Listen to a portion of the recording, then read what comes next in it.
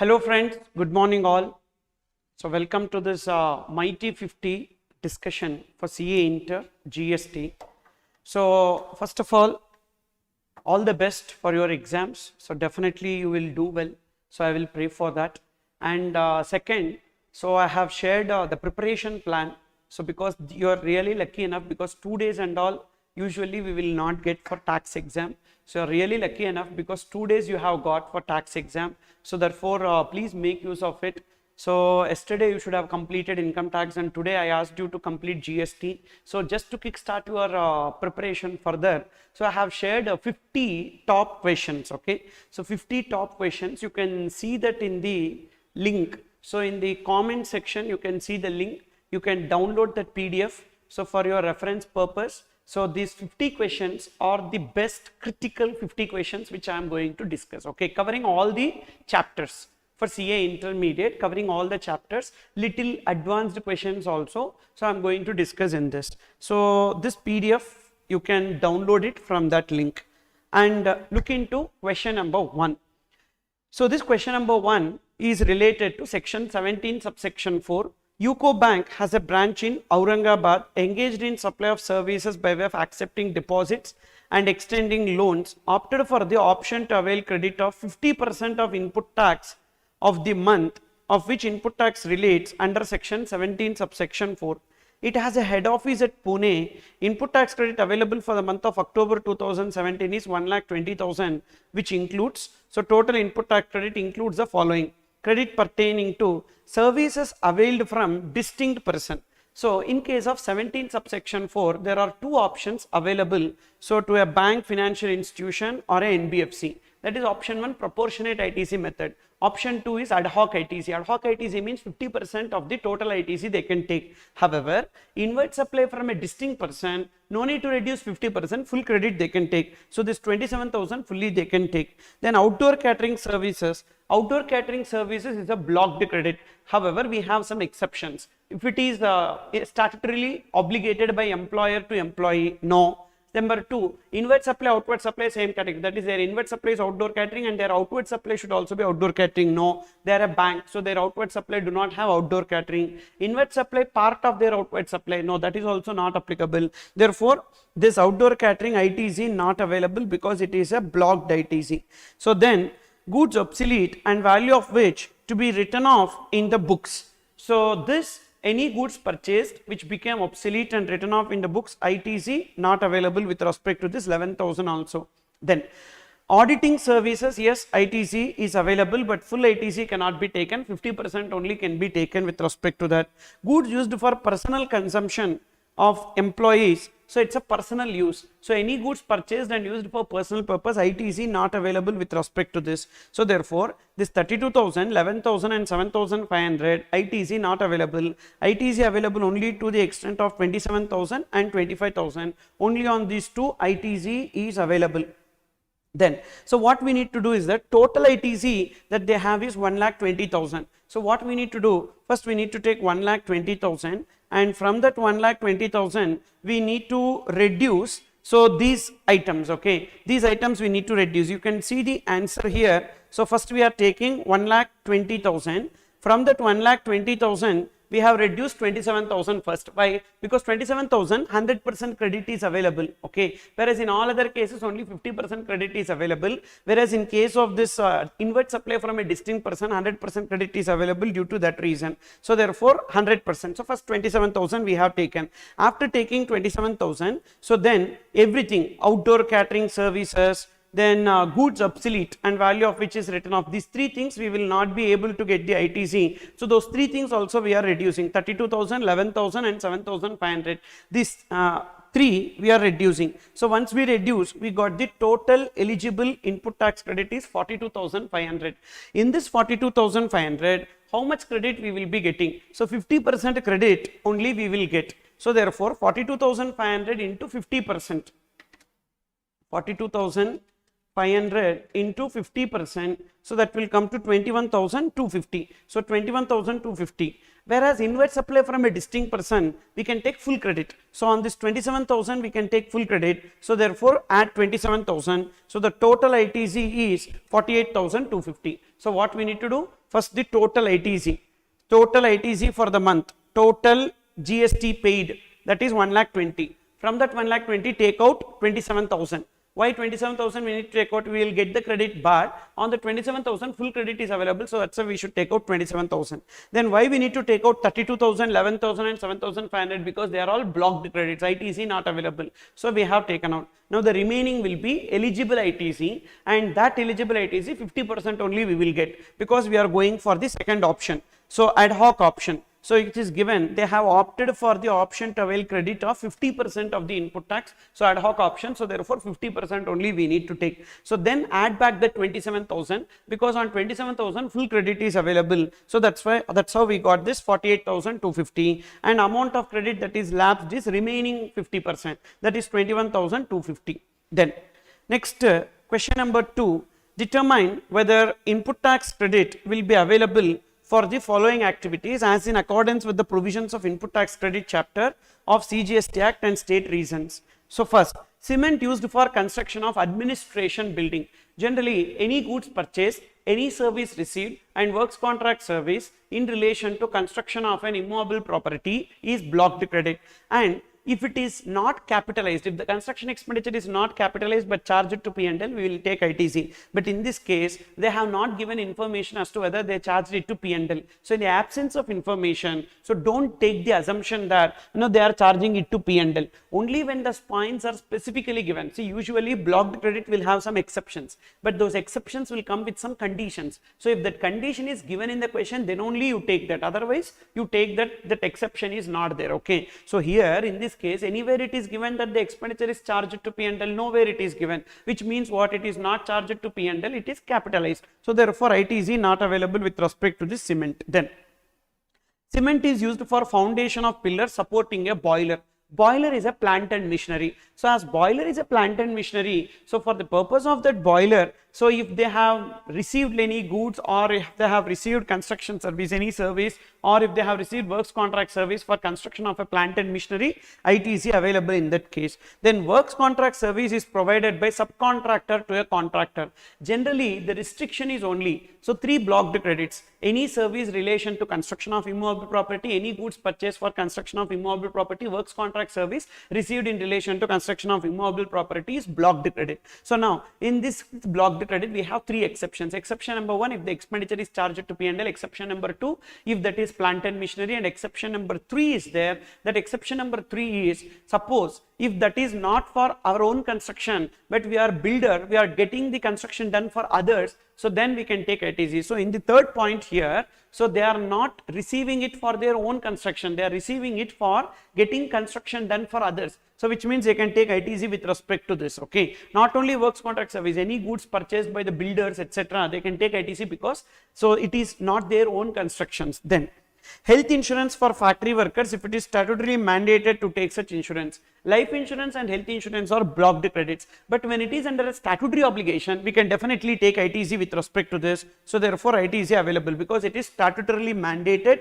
so incurred by employer to employee. Then goods are used for running a guest house in the factory. So guest house in a factory, so here we need to understand, so is it in the course or furtherance of business? Anywhere in the block credits? No, this cannot be taken as personal consumption, because it's a guest house in the factory. So therefore it cannot be taken as personal consumption. It is used in the course or furtherance of business, so we can take ITC. But on food and beverages we cannot take ITC. So but as such they have given goods, so on which we can take ITC with respect to this. Then car used by a factory for personal use. So first of all, car is a blocked credit. Even if ITC is available, but they are using it for personal purpose, so therefore ITC not available. Steel and other structurals are used for setting up a telecommunication tower. So generally any goods purchased for construction of a plant and machinery, ITC available. But if that plant and machinery is telecommunication towers or pipelines laid outside the factory, then ITC not available. Here it is being a telecommunication tower, ITC not available. So therefore ITC available only in case of second point, third point, fourth point and fifth point. So 2, 3, 4, 5. In this case only ITC available, all other cases ITC not available. So in exam we need to write it along with the explanations. Okay. Then next question number 3. And yes, this video will be available even after the live class. So you can anytime access this video, and this PDF also already I have shared with you. Okay. So don't worry about that. Then audit services. So in that previous question, audit services, they can take ITC. There is no restriction. That's why we have not eliminated. So from the total GST, why we have eliminated few things is that because it is blocked credits. Then why 27,000 we have eliminated? Because the 27,000 full ITC available. Okay. Auditing service ITC available. That's why we have not reduced it. Okay. Then question number 3. The following are the details of purchases, sales, etc. affected by Messrs. Asha and Company, a registered manufacturer under CGST Act 2017. Purchased raw material A from a local dealer. So here this question is a peculiar question wherein we have got the expenses. So based on expenses, we need to arrive at the sales because they have given. So they are earning a 10% profit margin on the cost. So first we need to arrive at the cost, and on that cost we need to add profit. So then we will get sales. So once we get sales, we will get the GST liability, gross GST liability. From that we need to reduce input tax credit. So that will be the net GST liability. Let's try to understand this question. First, purchase of raw material A from a local dealer, 86,100 inclusive of GST at 5%. Can we take ITC with respect to this? Yes, we can take ITC with respect to this because raw material, it is nowhere in the block credits and it is used in the course of furtherance of business. So which means that ITC is available in this case. So therefore, what we need to do with respect to raw material A, so ITC and how much will be added towards the cost. Okay. So how much is the ITC and how much will be added towards the cost, we need to know. So ITC point, if you see, so that is 86,100, 86,100 into, so the rate of GST is 5%, so 5 by 105. Okay, 86,100 into 5 by 105. So that will be taken as ITC component. Okay, you can see here 86,100 into 100 by 105 is taken towards the value, and 5 by 105 will be taken towards the GST component. So 86,100 into 5 divided by 105. So that will be 4,100. So that 4,100 will be ITC component. So remaining is what? 86,100 minus 4,100. So that will come to 82,000. So 82,000 will be taken into the value. So then purchase of raw material B from a local dealer 1,12,000 inclusive of GST at 12%. So in this case 1,12,000. So inclusive of GST credit available. So first take 1,12,000 into 12 by 112, that will be 12,000. So 12,000 will be ITC. So remaining 1 lakh will be taken into the cost. Okay. So then purchase the capital goods from within the state to be used in manufacture of taxable goods 1,96,000. So on that 1,96,000, what is the GST component? 12 by 112. 12 by 112. So therefore 21,000 will be the GST component. So then what is cost? What is towards cost? So 1,96,000 minus 21,000, that is 1,75,000. But remember, 1,75,000 fully we will not take as cost. So while determining the cost, we take only the depreciation into the cost. So what is the depreciation? 15% to be charged. So here we take the assumption that for this particular month for which they are doing the computation, so 15% will be the depreciation. So into 15%, so that is 26,250 will be taken. Okay, so towards the cost, that not full capital goods will not take into the cost. Then other direct and indirect expenses, there is no GST component in that. So entirely 55,460 is taken into the cost. Then now we got the cost data. So 2,63,710. So this is the cost of production. So but what happens here is that, so the sales is 70% of the production is sold within the state. So out of this cost of production, how much is 70%?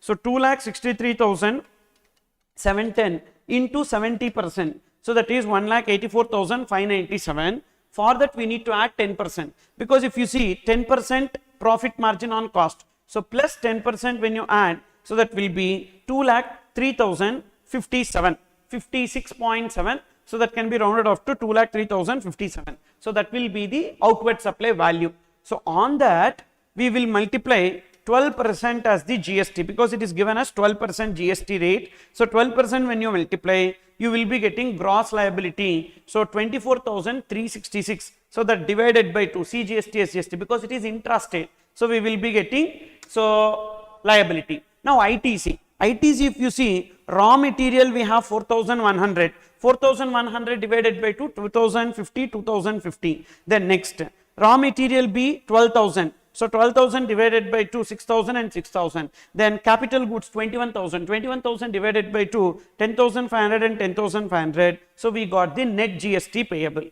Okay. So the net GST payable here will be 0. Why? Because we don't have that much of liability. 12,183 minus 2,050 minus 6,000 minus 10,500. So definitely the credit is more. So this will be ITC, that is carried forward. So this is how the question will be given. So what they will do, they will give the cost data. From that cost data, first it will be inclusive of GST. If ITC is available, take out. If ITC not available, we need to add that into the cost. For example, here capital goods ITC not available. What we will do? So we will take entire 1,96,000 into 15% in the cost. Same way raw material A ITC not available. What we will do? So we will take entire 86,100 into the cost. If ITC available, we will exclude that ITC component from the cost, and then we arrive at the cost. To that we add the profit margin, we get the sales. Sales into GST minus ITC, we get the net GST payable. So this is how they will be making a question. Okay.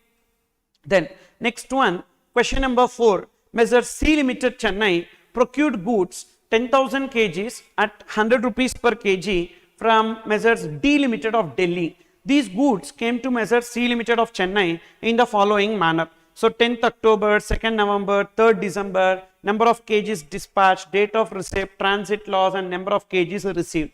So invoice is for 10,000 kgs. So we have one provision which says that when goods are sent in lots or installments or batches, ITC can be availed only upon receipt of last lot or installment or batch. In this case, the last lot is received in the month of received in 1st January. So date of dispatch may be 3rd December, but it is received on 1st January. So January only we can take ITC. And how much ITC can be taken? So here we can take ITC only to the extent of the quantity that is received. So what is the quantity received? Even though invoice is for 10,000 kgs, the quantity received, if you see, so that will be 9,980 kgs, which means we can take ITC only with respect to 9,980 kgs.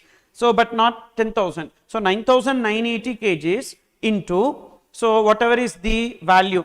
So value they have not given. Yes, 100 rupees per kg. It is given in the question, 100 rupees per kg. So 9,980 into 100 into rate of GST is 18%. So into 18%. So that will be 1,79,640. That much only can be taken as ITC. So that is this question. So Messrs C Limited can avail proportionate credit? No. So as and when they received, proportionately they cannot take ITC, only on receipt of last lot. Suppose if there are separate invoices, yes, they can take proportionately, but there is single invoice. And what is the eligible ITC? So that is this. Then question number 5, Honey Limited is located in Delhi and engaged in manufacture of mechanical appliances. It submits the following information pertaining to inward supplies during December 2018. Taxable value of inward supply and GST charged by the supplier.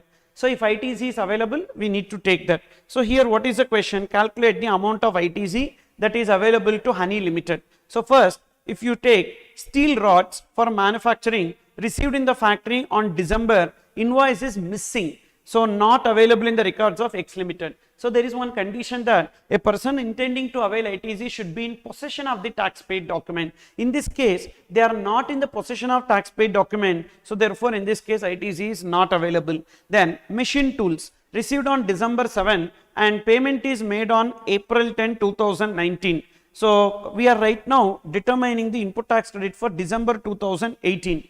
So payment received on December, payment is made on April 10, 2019. Can we take ITC? Yes. So payment is not a criteria to take the ITC. However, we should make the payment within 180 days from the date of invoice. Suppose if you are not making payment within 180 days from the date of invoice, so we need to reverse that ITC in the month after expiry of 180 days. So we don't have to reverse now. Now December month we can definitely take the ITC. Then stainless steel sheets, first installment received in December, second and final installment is received in January. So which means this ITC can be taken only in the month of January. So we cannot take it as ITC for December because only upon receipt of last lot. So then tax consultancy given by a chartered accountant, time of supply December 10. So chartered accountancy services we don't have anywhere in the block credits and it is used in the course or furtherance of business. So we can take ITC with respect to this 7,200. Then air conditioner for office received in the office on December 2018 for income tax purpose, depreciation is claimed under section 32 on 32,000. So that is 25,000 plus 7,000. On the entire 32,000 they have taken depreciation, which means ITC is not available with respect to this. Why? Because we have section 16 subsection 3 which says that while computing the depreciation for income tax purpose, if we compute depreciation on the total value including the GST component, the GST component cannot be taken as ITC. So due to that reason the 7,000 rupees ITC not available. Then heating system for canteen received on December, depreciation is claimed on taxable value excluding GST. Now we can take ITC on this 28,000. Corporate membership of Times Club, it will be used by directors to entertain foreign collaborators only. Membership of a club, health and fitness center is blocked credit. Only one exception is if it is a statutory obligation. Here it is not a statutory obligation, so ITC not available. So here the ITC available is 18,000 plus 7,200 plus 28,000. So that will come to 53,200. So that is the ITC that is available. Next, question number 6. A garment factory receives a government order for making uniforms for a commando unit. This supply is exempt from tax under a special notification. So their outward supply is exempted, making uniforms. The fabric is separately procured for the supply. So they are procuring the fabric. But thread and lining material for the collars are the ones which are used for other taxable products of the factory. The turnover of other products of the factory and exempted uniforms in July is 4 crore and 1 crore respectively.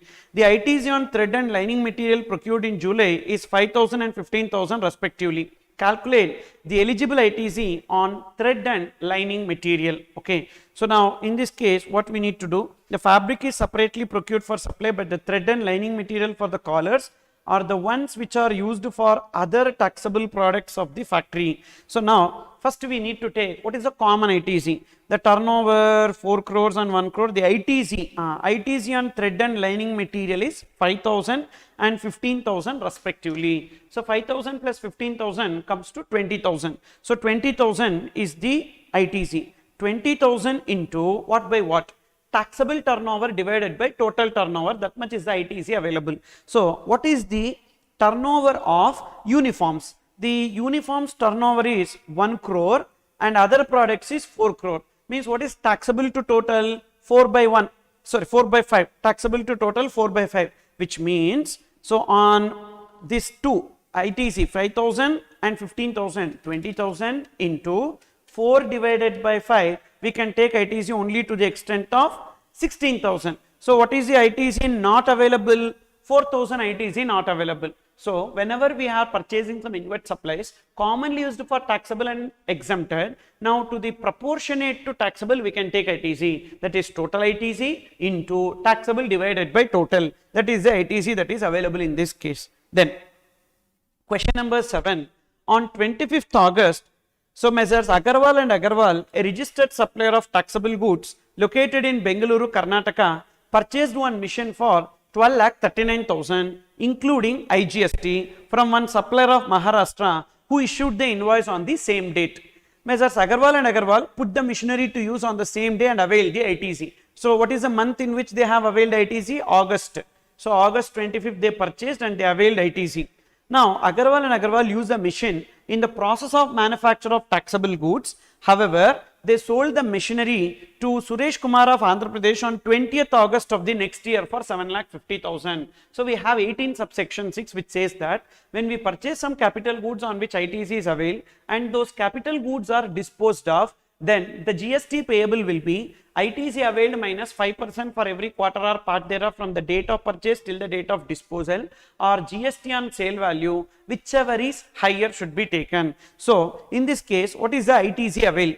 12,39,000 including GST 18%. So 12,39,000 into 18 divided by 118. So we'll come to 1,89,000. Okay. So 1,89,000 is the ITC availed. 1,89,000 minus, so 5% for every quarter or part thereof from the date of purchase till the date of disposal. So what is the date of purchase? Date of purchase 25th August and the date of sale is 20th August next year. So now we need to take calendar quarters, not 3 months as one quarter, calendar quarter. So August comes in which quarter? July, August, September. So that is one quarter. Then October, November, December. Then again next year, Jan, Feb, March, April, May, June, July, August, September. So total 5 quarters. When you take 3 months as one quarter, so here only 4 quarters will come. But actually we need to take calendar quarters. So 5 quarters. 5 into 5, 25%. So from 1,89,000, we need to reduce 25%. So 25% will be 47,250. So once we exclude that, so we will be getting 1,41,750. This is A. So much of the ITC availed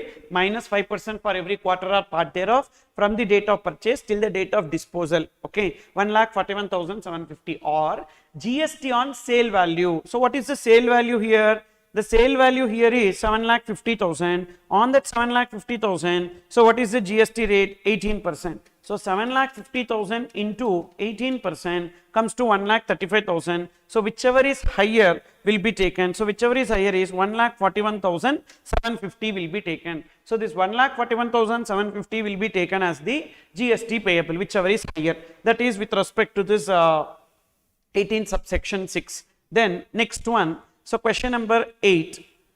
Question number 8 onwards is related to valuation. So these are the 7 questions on input tax credit. Asha traders dealing in supply of garments received the following subsidies. So subsidy point you need to have a clarity first. So subsidy is divided into 2. Directly linked to the price, not directly linked to the price. Okay, but before that, subsidy directly linked to the price means what? Directly into the price means, so with respect to outward supply, the subsidy is given. Means for every product sold or every service rendered or based on our outward supply, we will get the subsidy. That is known as directly linked to the price. Not directly into the price means, irrespective of our sales, we will be getting subsidy. That is known as not directly linked to the price. So subsidy directly linked to the price should be included, directly linked to the price should be divided further into 2. From CGRSG or from others. From CGSG not to be included in the value, from others to be included in the value, whereas not directly linked to the price will never be considered into the valuation, that will be ignored, whether it is considered, that is whatever may be the question. So in question, if you clearly see not directly into the price, simply ignore that subsidy. Okay. Now directly linked to the price only we need to take, and there are 2 points in directly linked to the price, from CGSG or from others. From CGSG to be excluded and from others to be included. Now, there are 2 views that can be taken in the question. So, in the question when they say price after considering subsidy or price net of subsidy, like that they will give. So, which means that while arriving at the price, already they reduce that subsidy. So, now what we need to do? From CGRSG to be excluded, and in the given price already excluded, so leave it. And from others to be included, and in the given price it is excluded, so we need to add, like that we need to take. Okay, suppose if the question is silent, then also we need to follow this only. Suppose in question clearly it is given that the given price is without considering the subsidy, means I have not reduced the subsidy to arrive at the given price. So now subsidy from CGRSG to be included or to be excluded? To be excluded. In the given price it is included, so we will deduct it now. And subsidy from others to be included, in the given price already included, so ignore, like that. Okay. So now Asha traders dealing in supply of garments received the following subsidies. Value of taxable supply of garments is 45,000. Subsidy directly linked to the supply and received from a trust engaged in promotion of such garment is 12,000. Okay. So now these 2 subsidies are there and the question is silent. Determine the transaction value. So what we will do in this case is that while arriving at this 45,000, so they have reduced this 12,000 and 9,000. Okay. While arriving at 45,000, they already reduced 12,000 and 9,000. Now 12,000 rupees is from a trust. It is to be included and it is directly linked to the price. So then it is to be included, but in the given price of 45,000 it is reduced. So we need to add. So 45,000 plus 12,000. Okay. Then next. So subsidy from state government. So subsidy from state government is to be included or excluded, and in the given price it is already excluded, so we don't have to add it again, so therefore we are ignoring, so that's where we got 57,000. Suppose that is, when the question is silent, we need to always take the given subsidies are reduced to arrive at the given price, okay. And suppose in this question, if it is clearly given that the subsidies are not reduced, which means that the price is without considering the subsidy, then 45,000 is arrived without excluding 12,000 and 9,000. Now 12,000 rupees to be included, and in 45,000 is already included, they have not reduced, it is already included, so leave it. 9,000 rupees to be excluded, in the given price it is not excluded, so we need to deduct 9,000. So 45 minus 9 will become the answer, okay. Then question number 9, from the following information, determine the value of taxable supply as per the provisions of section 15 of CGST Act 2017. So this is related to machinery valuation. So value of machine is 15 lakhs, that will be taken as a transaction value. Now the invoice value, the invoice includes the following. So these are in addition to that, okay. So what is that? Taxes charged separately by the supplier other than GST. So whether it is to be included or not, yes, it is to be included. Why? Because section 15 subsection 2 clause A says any taxes, duties and cess by whatever name called other than GST to be included in the value, and in the given price it is already included, so therefore we will not add it, ignore. Then weightment and loading charges. Weightment and loading charges is before delivery. So as per section 15 subsection 2, any amount charged by the supplier to the recipient before delivery of goods or before supply of service to be included in the value. So in the present case it is already included, so we will ignore this. Then next, consultancy charges in relation to pre-installation planning. So consultancy charges in relation to pre-installation planning to be included or to be excluded. So to be included because it is before delivery, so therefore it is already included, ignore. Testing charges, inspection charges, all these are before delivery of goods, so therefore it is to be included. In the given price it is already included, so we will not add it again, so we will not add it, okay. Then next, subsidy received from central government for setting up a factory in backward region. So here, so this subsidy, so as the question is silent, we will assume that while arriving at this 15 lakhs, so they have already reduced it or not, we need to know, okay. So we will take an assumption. So I told you, in the absence of information in the question, we need to take an assumption that the given price, so subsidies are already excluded, means in this 15 lakhs already 51,000 is excluded. So as per provision, subsidy from state government to be excluded, and in the given price it is already excluded, so ignore. Then subsidy from a third party for timely supply of the machine to the recipient. So this is from others, to be included or to be excluded, to be included, but in the given price it is excluded, so we need to add. So add 50,000. So this 51,000 we will not take anything, but this 50,000 we will be adding. Then trade discount actually allowed, shown separately wherever necessary. So trade discount given before or at the time of supply will be allowed as deduction. So the given price is, so without, not after discount, before discount, so we need to reduce 24,000. So the answer is 15 lakhs plus 50,000 minus 24,000. So that will come to 15 lakh 26,000, and this 15 lakh 26,000 is excluding GST or including GST. Here we are taking the machinery as including GST, so means into 12 by 112, because in the given question it is said that including GST, so 1,63,500. So whenever they give it as inclusive of GST, you make all the adjustments, arrive at the final number, and that final number will be inclusive of GST. That's how we need to do, okay. Then next question, so this is little big question. Lakshmi Limited of Bhopal, Madhya Pradesh is a supplier of machinery. Lakshmi Limited has supplied machinery to PQR Enterprises in Indore, Madhya Pradesh on 1st October 2017. The invoice for supply has been issued on 1st October. Thus, the time of supply of the machinery is 1st October 2017. Lakshmi Limited and PQR Enterprises are not related. So following is the information provided. So the invoice is of 1st October. And the basic price of the machinery excluding all taxes but including design and engineering charges of 10,000 and loading charges of 20,000 is 20 lakhs. So 20 lakhs will be taken as a transaction value, and whether these engineering charges and loading charges to be included? Yes, because these charges are incurred before delivery of the machinery. So definitely it should be included, and it is already included. So don't take it additionally. So first 20 lakhs is taken as the base. So that is the transaction value. Then Lakshmi Limited provides 2-year free warranty for the machinery, and Lakshmi Limited also provides an extended 1-year warranty on payment of additional charges 1 lakh, and PQR Enterprises opted for that warranty. Means this is also extra charges collected by the supplier to recipient before delivery of the machinery towards warranty, additional charges. So we need to add that as per section 15(2)(c).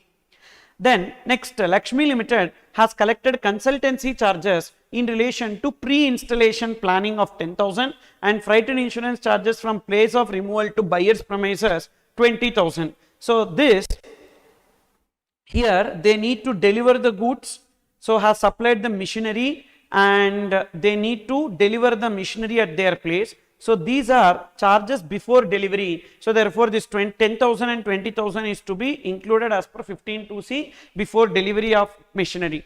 Then Lakshmi Limited received a subsidy of 50,000 from central government for supplying the machinery to backward region. Since receiver was located in backward region, Lakshmi Limited also received 50,000 from the joint venture partner of PQR Enterprises for making timely supply of the machinery to the recipient. And I have not given any information, which means the given price of 20 lakhs is after reducing this to 50,000. 50,000 and 50,000. So first 50,000 central government, it is to be excluded. In the given price, it is already excluded. So ignore. The second 50,000 is to be included. In the given price, it is excluded. So we need to add that 50,000. Okay.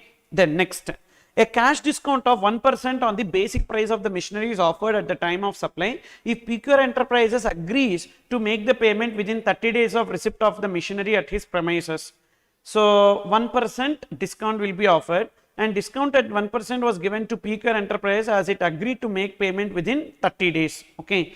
And now in this case, so this discount is given before delivery itself, before supply itself, because they have agreed to make payment within 30 days. So 1% discount will be given. So 20,000. So the balance value of supply will be 21 lakh 60. On that GST will be 9% and 9%. So that is CGST, SGST. Okay. So this is another set of question with lot of details they will be giving.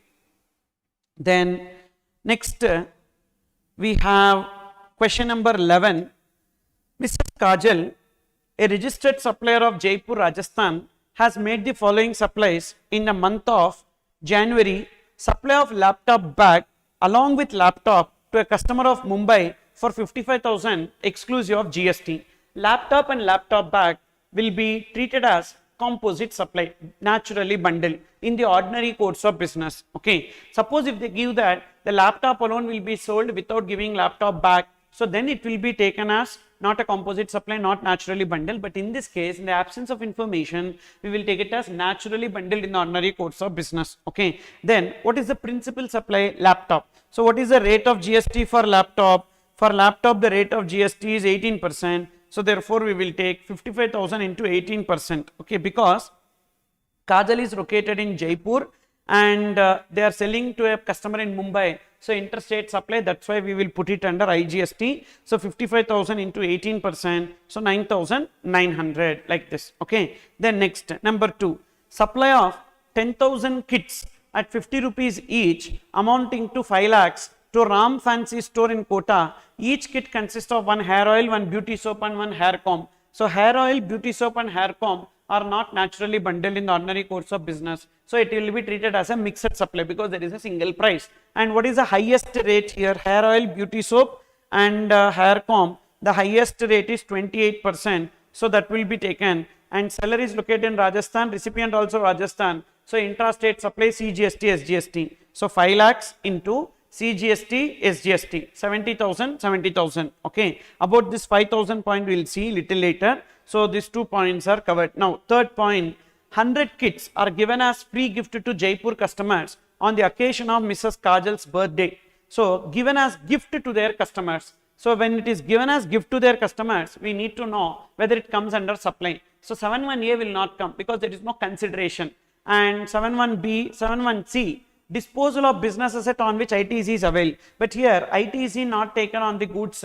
So which means that 71C point also not attracted. So consequently it is not a supply, no GST. So on this third point there is no GST because it is not a supply.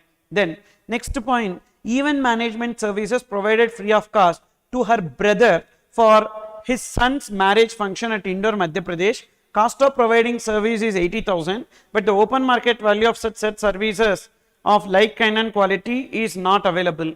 So brother for his son's marriage function. So we don't have the information as to whether that brother is dependent on her or not. Okay, so which means only when the brother is dependent it will become supply between related parties. So brother should be dependent, brother, sister, parents, grandparents should be dependent. Here they are not dependent, that's the reason why it will not come under supply. So that is about this fourth point. Then next fifth point, 1400 chairs and 100 coolers hired out to Function Garden, Ajmer, Rajasthan for 3,30,000 exclusive of GST, including cost of transporting the chairs and coolers from Mrs. Kajal's Godown at Jaipur to the Function Garden, Ajmer. Now, chairs and renting of chairs and coolers is taxable at 12% and transportation service is taxable at 5%. So this will be naturally bundled. Why? Because when I am giving the chairs and coolers on rent, I will only do the transportation. So it will be coming under naturally bundled in the ordinary course of business. The principal supply is renting of chairs and coolers. So therefore the rate of renting of chairs and coolers is 12%. That will be taken on the entire value. Okay. So the 12% will be taken on the entire value. What is the entire value? 3,30,000 and Rajasthan only. So therefore CGST, SGST. Okay. So 3,30,000 CGST, SGST. Chairs and coolers. And then next one. So interest 6,400 inclusive of GST was collected by Mrs. Kajal in January from Ram Fancy Shore. This 6,400 interest on account of delay in receipt of consideration will be included in the value. So this is from Ram Fancy Store. Ram Fancy Store, what is the rate of GST? 28%. Means this 6,400 will be inclusive of 28%. So into 28 divided by 128, that will be 1,400. So the 1,400 divided by 2, 700 and 700. That's how we got this 700 and 700. Interest is inclusive of GST. So we need to take rate applicable to the main transaction. The rate applicable to the main transaction is 28%. So therefore, whatever interest that we have collected into 28 by 128, we will get the GST component. That is our GST liability. Okay. So then, so these are the transactions and the total GST liability that we have got. So here chairs and coolers, transportation, because on transportation 5% is given, means on GTA services they need to pay GST under RCM. Who? Kajal. So first it is outward supply, this 3,30,000 outward supply, but for doing this outward supply they received the GTA services. Mrs. Kajal has paid for the cost of transport of chairs and coolers to an unregistered GTA, means supplier is unregistered, so they need to pay GST under RCM. At what percent? 5%. So on 30,000 rupees, how 30,000 rupees? 20 rupees for each chair and cooler. Okay, and therefore how many chairs and coolers? 1,400 plus 100, 1,500. 1,500 into 20 rupees, that will be 30,000 rupees. On the 30,000 rupees, they need to pay GST under RCM. That's what this 750 and 750 rupees is. Okay. Now, so this is like little complex question. So three topics are covered in this. Number one, that is supply or not a supply. Number two, composite supply, mixed supply. And number three, even RCM point is also connected. Okay. So like this, a question for 8 marks can be coined. Okay. Next, question number 12. From the following information, determine the person liable to pay GST. Both supplier and recipient are located in India. So what are the transactions which are covered under RCM? Sir, CG got salads. Okay. So now, Mr. Atul is an agent of life insurance company. The insurance company pays commission, excluding tax, 6 lakhs to him. Mr. Atul claims that no GST is leviable on service provided by him, as the value of taxable service does not exceed 20 lakhs. Actually GST payable, but not by the agent, but by the insurance company under RCM, because there are 5 agents covered under RCM. Insurance agent to insurance company, and recovery agent to bank or financial institution, direct selling agent other than body corporate or firm so to banking company, then business facilitator to banking company, agent or business correspondent to business correspondent. These are the 5 cases which is covered under RCM. Then in relation to insurance agent, we have one exemption. So business facilitator or business correspondent of an insurance company appointed in rural area is exempted. Okay, in this case that point is not applicable. Then number 2, XYZ Limited availed service of Vimal GTA.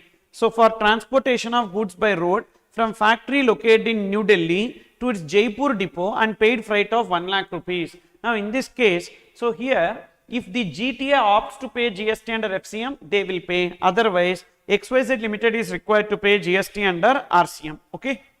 Then next number 3, Ranka Jewelers Limited paid 50 lakhs for sponsorship, because in case of GTA we have 2 options now, option 1, option 2. Option 1, either GTA can pay GST under FCM at 12%, or option 2, the recipient can pay GST under RCM at 5%. Okay. So now that points you need to write. Now number 3, Ranka Jewelers Limited paid 50 lakhs for sponsorship of Miss India beauty pageant for sponsorship services. In case of sponsorship services, if the recipient is body corporate or firm, the recipient is required to pay GST under RCM. So here the recipient 50 lakhs, is a body corporate, yes, so they need to pay GST under RCM, Ranka Jewelers Limited. Then legal services provided by VHB and Company, a partnership firm of New Delhi, to Tata Motors Limited, Mumbai, 70 lakhs. Now in this case, legal services provided by VHB to Tata Motors Limited, 70 lakhs. So in this case, what will happen to the liability? So liability to pay GST is on Tata Motors Limited under RCM. On that 70 lakhs, GST is payable by Tata Motors Limited under RCM. Okay. So why? Because in case of legal services provided by an advocate, individual advocate or firm of advocate to a business entity whose turnover during the previous year exceed threshold limit, so liability to pay GST is on that business entity under RCM. So Tata Motors Limited. Then service provided by director of a company not in the capacity as employee. Suppose if the director is employee, it is not a supply, excluded from supply. So not in the capacity as an employee to the company, 10 lakhs. So in that case, liability to pay GST is on the company under RCM. Okay. Then number 6, infrastructural support services provided by government to business entity, 14 lakhs. So any service provided by government to business entity other than renting of immobile property will always come under RCM. So therefore here that business entity has to pay GST under RCM. Then next, so renting of immobile property services provided by government to business entity. So now in this case, if the business entity is registered, that business entity will pay GST under RCM. But if the business entity is unregistered, government will pay GST under FCM. So in case of renting of immobile property service provided by government to business entity, if the business entity is registered, recipient will pay. If the business entity is not registered, the supplier, that is government, will pay GST under FCM. That is this. So next, question number 13. Pioneer Academy is providing coaching for IAS and is registered under GST. During November 2017, it organizes a seminar on demonetization, impact on Indian economy in its campus in Delhi. Discuss the taxability of the following receipts in the hands of Pioneer Academy.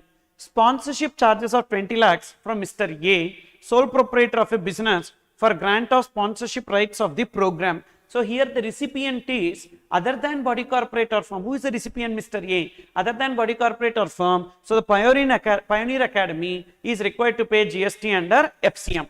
Okay. Then next one.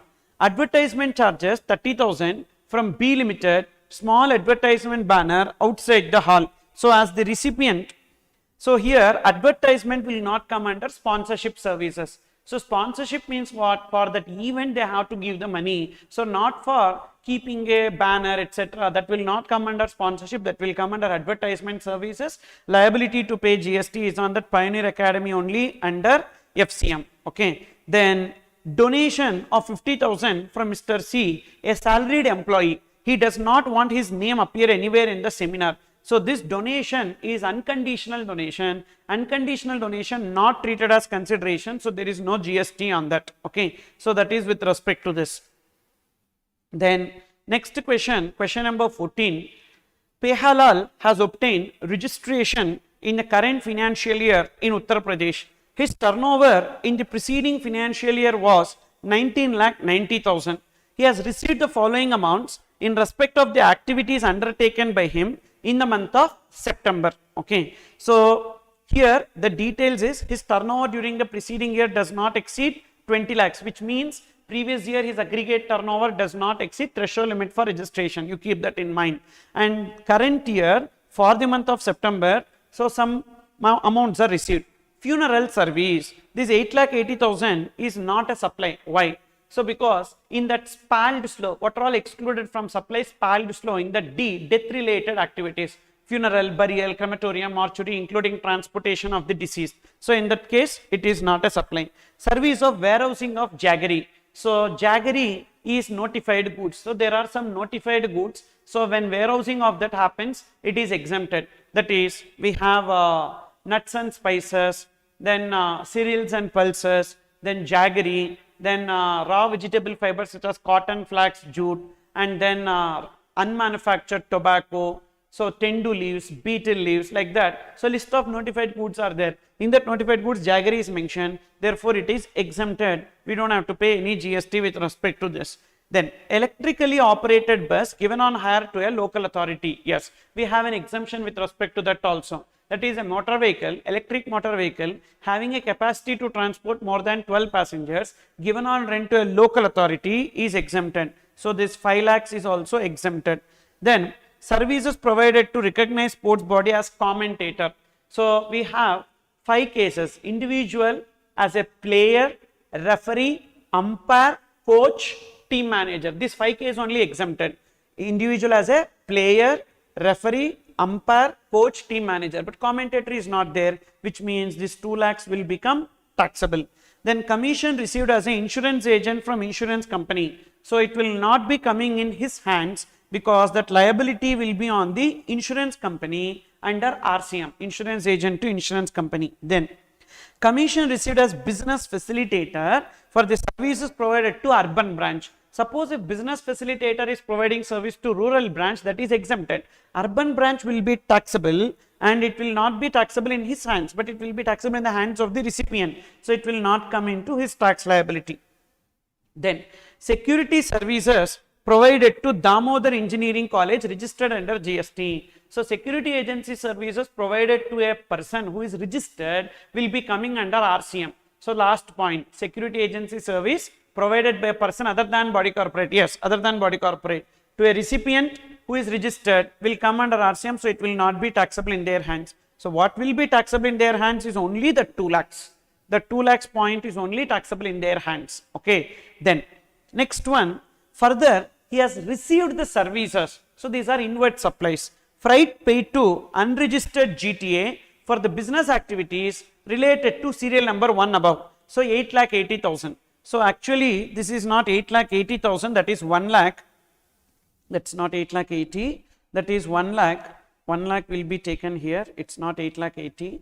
So it is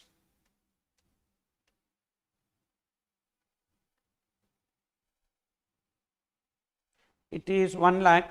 So on that 1 lakh, so whether we need to pay GST under RCM? Yes. So as the supplier is GTA unregistered, so recipient has to pay GST under RCM at 5%. So 1 lakh into 5% and 5%, that is 2.5, 2.5. So 2,500, 2,500. But this 2,500 cannot be taken as credit. Why? Because this GTA service is for activities mentioned in 1 above. What is that? Funeral service. As the outward supply is not a supply, we are not paying GST on that. On the inward supply, we cannot take ITC. Okay. Then legal advice received from Messrs.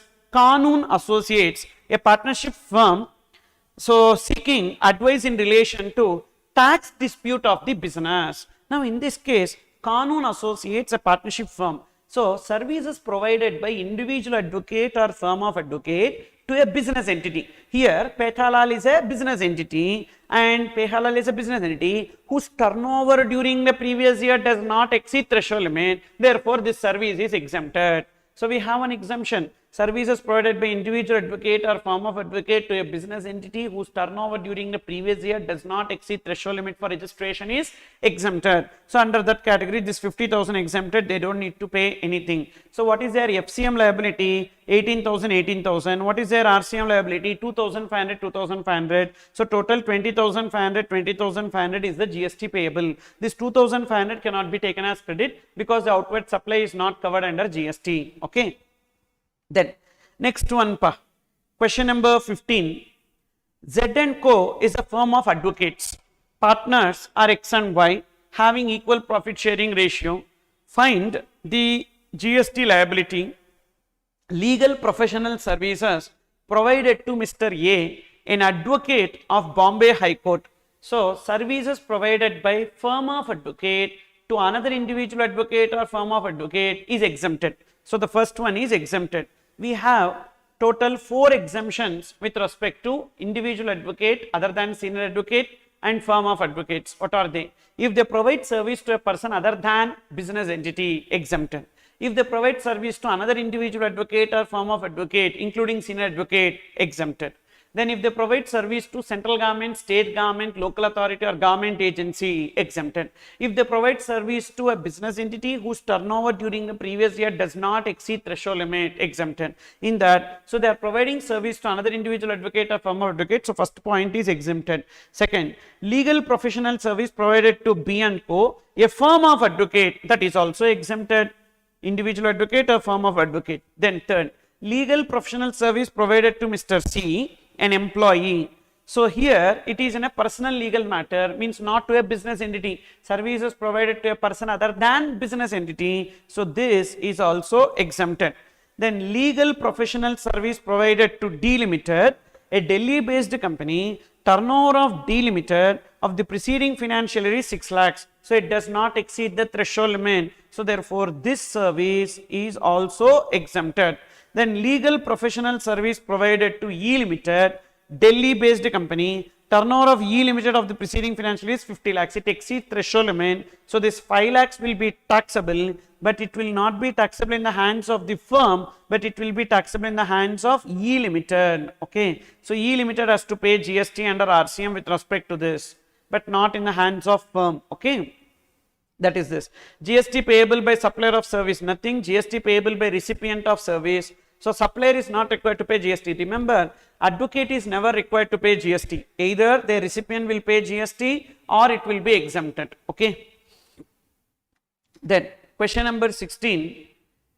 A Limited collected following sums exclusive of taxes for the month ending April 2018 towards transport of passengers.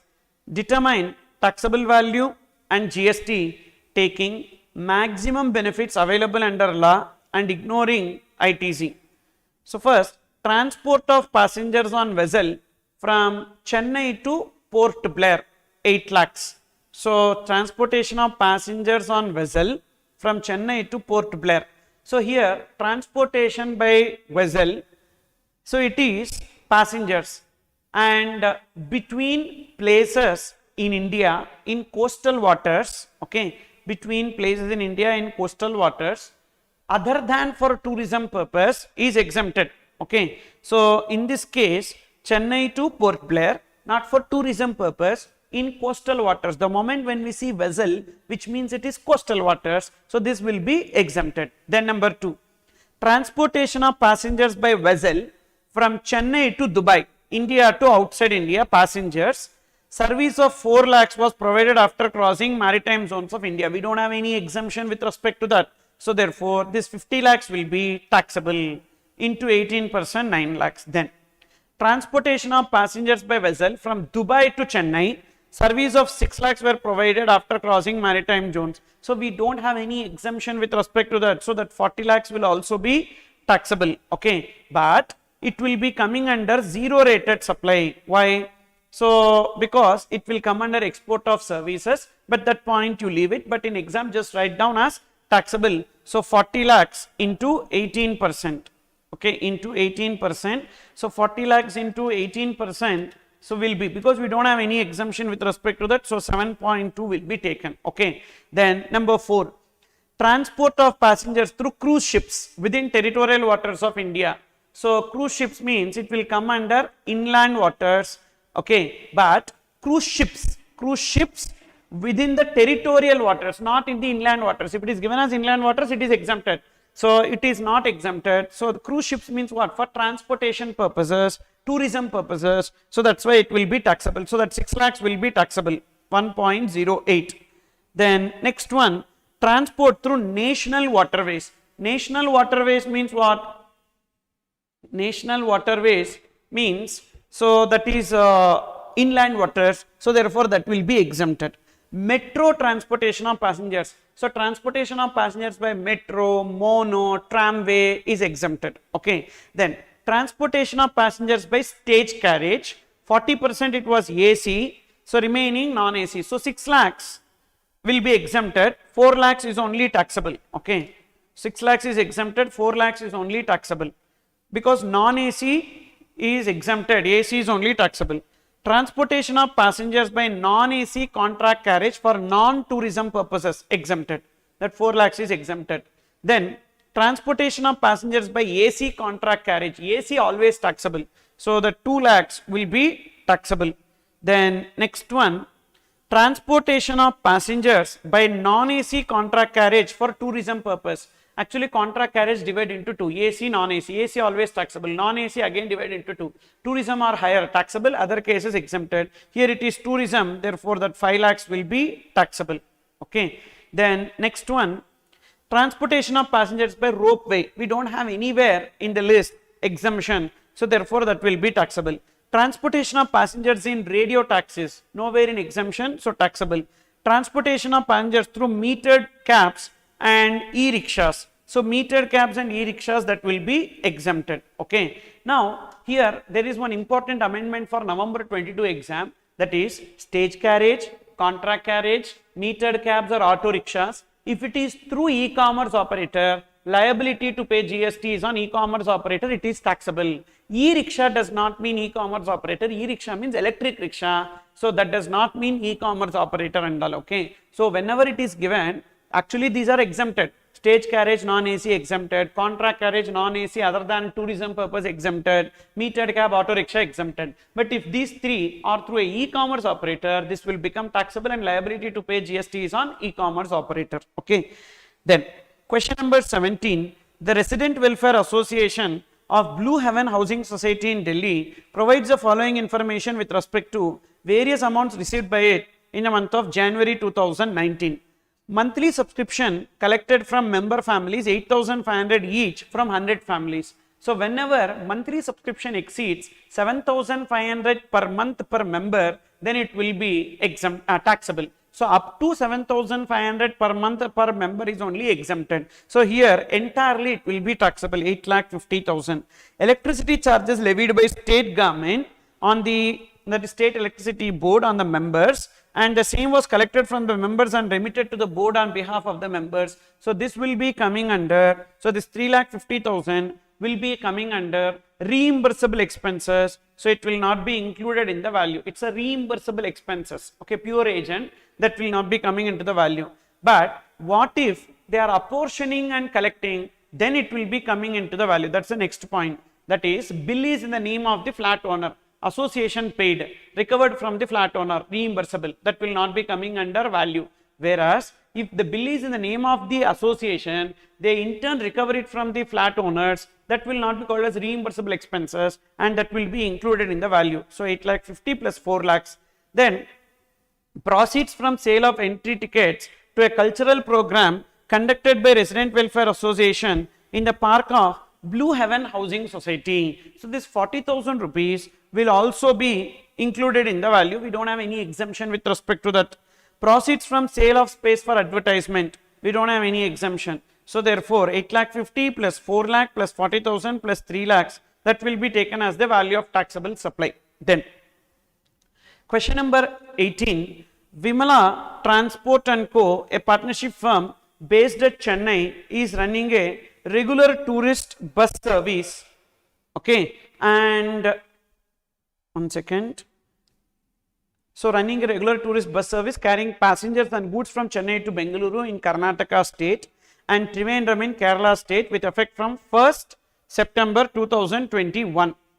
The firm wants to know whether such interstate movement of various modes of conveyances carrying goods or passengers between distinct persons, so is coming under IGST. You are required to advise the firm suitably. So there is one point. What is that? Suppose if there is any conveyance that carries goods or passengers between distinct persons, it is not a supply. We have one circular. So there is a conveyance, any conveyance that carries the goods or passengers between one distinct person to another distinct person, that will not come under supply. That is this. Okay. Then next one, question number 19. Rudraksh Kapoor, owner of Rudra's Publishing House, Ghaziabad, UP, donated some money to Divya Prakash Charitable Trust in the memory of his late father. The Divya Prakash Charitable Trust constructed a room in the school run by it from such donation and wrote, donated by Rudraksh Kapoor in the memory of his father on the door of the room so constructed. Examine whether the money donated by Rudraksh Kapoor is leviable to GST. So we have one point, donations, conditional donation versus unconditional donation.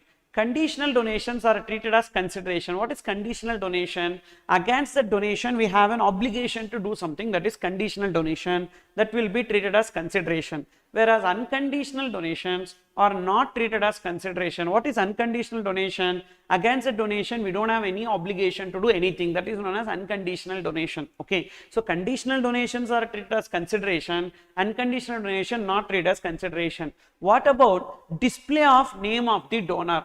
Display of name of the donor gives a business advantage to the donor, then it is deemed as conditional donation. In this case, whether there is any business advantage, no. Donated by Rudraksh Kapoor in the memory of his father, there is no business advantage. Consequently, it is not a conditional donation and not treated as consideration. That is this. So there is a circular related to that. Then, so there are two queries. Sir, LLP considered as body corporate? No, LLP is considered as firm. LLP is considered as firm. Then next, tourism purpose not given. That's what, where cruise ships are for tourism purpose only. That cruise ships are for tourism purpose only. So that's the reason why it will be taxable. Okay. Then next, in the above question, if Divya Prakash Charitable Trust has written on the door of the room constructed in the school run by it from the money donated by Rudraksh Kapoor, donated by Rudraksh Publishing House. So now there is a business advantage. So this donation will be treated as conditional donation and it will be treated as consideration. Okay. Then next one, question number 20. Diligent Force, a professional training institute, gets its training material of aptitude quotient printed from Durga Printing House, a printing press. The content of the material is provided by the Diligent Force, who owns the usage rights of the same, while the physical inputs including the paper used for printing belongs to Durga Printing House. Ascertain whether it is supply of goods or supply of service. Generally, printing activity, there are two components, paper plus printing, paper and ink material, goods component, and printing is the service element. Now, what constitutes principal supply? Based on that it should be classified. In case of books, brochures, pamphlets, flyers, etc., printing constitutes the principal supply because paper and ink is only ancillary. So in this case, it will be treated as supply of service. So we have a circular related to that. Then, question number 21. AB Private Limited, Pune, provides housekeeping service in Maharashtra. The company supplies its service exclusively through an e-commerce website owned and managed by High-Tech India Private Limited, Pune. The turnover of AB Private Limited in the current year is 18 lakhs. Advise AB Private Limited as to whether they are required to obtain GST registration. So first, what is their turnover? 18 lakhs. So a person, this housekeeping service is a notified service if the supplier is unregistered. In the present case, is AB Private Limited unregistered or not? Yes, unregistered, because their turnover does not exceed 18 lakhs, 20 lakhs. So they are unregistered. So there are 4 notified services where liability to pay GST is on e-commerce operator. Now, what are those 4 notified services? HATE. H for housekeeping services, A for accommodation services, T for transportation of passengers by any mode, transportation of passengers by any mode, and then by any motor vehicle. Okay, then 4, eating food from a restaurant. In the first two cases, housekeeping service and accommodation service, only when the supplier is unregistered, it is notified under 9(5), where liability to pay GST is on e-commerce operator. But the next two, that is transportation and eating food from the restaurant, whether the supplier is registered or not, liability to pay GST is on e-commerce operator. So in this case, first of all, AB Private Limited is unregistered and they are providing housekeeping service through e-commerce operator. So it is a notified service under section 9 subsection 5, where liability to pay GST is on the e-commerce operator but not on AB Private Limited. Okay. Will your advice be different if AB Private Limited sells ready-made garments through e-commerce website? Yes. So in case of supply of goods through e-commerce operator or supply of other than notified services through e-commerce operator, the liability to pay GST is on the supplier, and every supplier of goods through e-commerce operator is compulsorily required to get registered. Okay, that is this point. Then next one, question number 22, determine the person liable to pay GST and extent of GST payable in the following cases. All sums are exclusive of GST. So GIC insurance company pays commission of 5 lakhs to its agent. Agent has not provided any service. So here liability to pay GST is on the GIC insurance company. How much? 5 lakhs into 18%, 90,000. Insurance company will pay. Then second, service provided to an individual by way of sponsorship of events. So who will pay GST? As the recipient, provided to an individual. As the recipient is other than body corporate or firm, supplier will pay GST under FCM. So service provider will pay.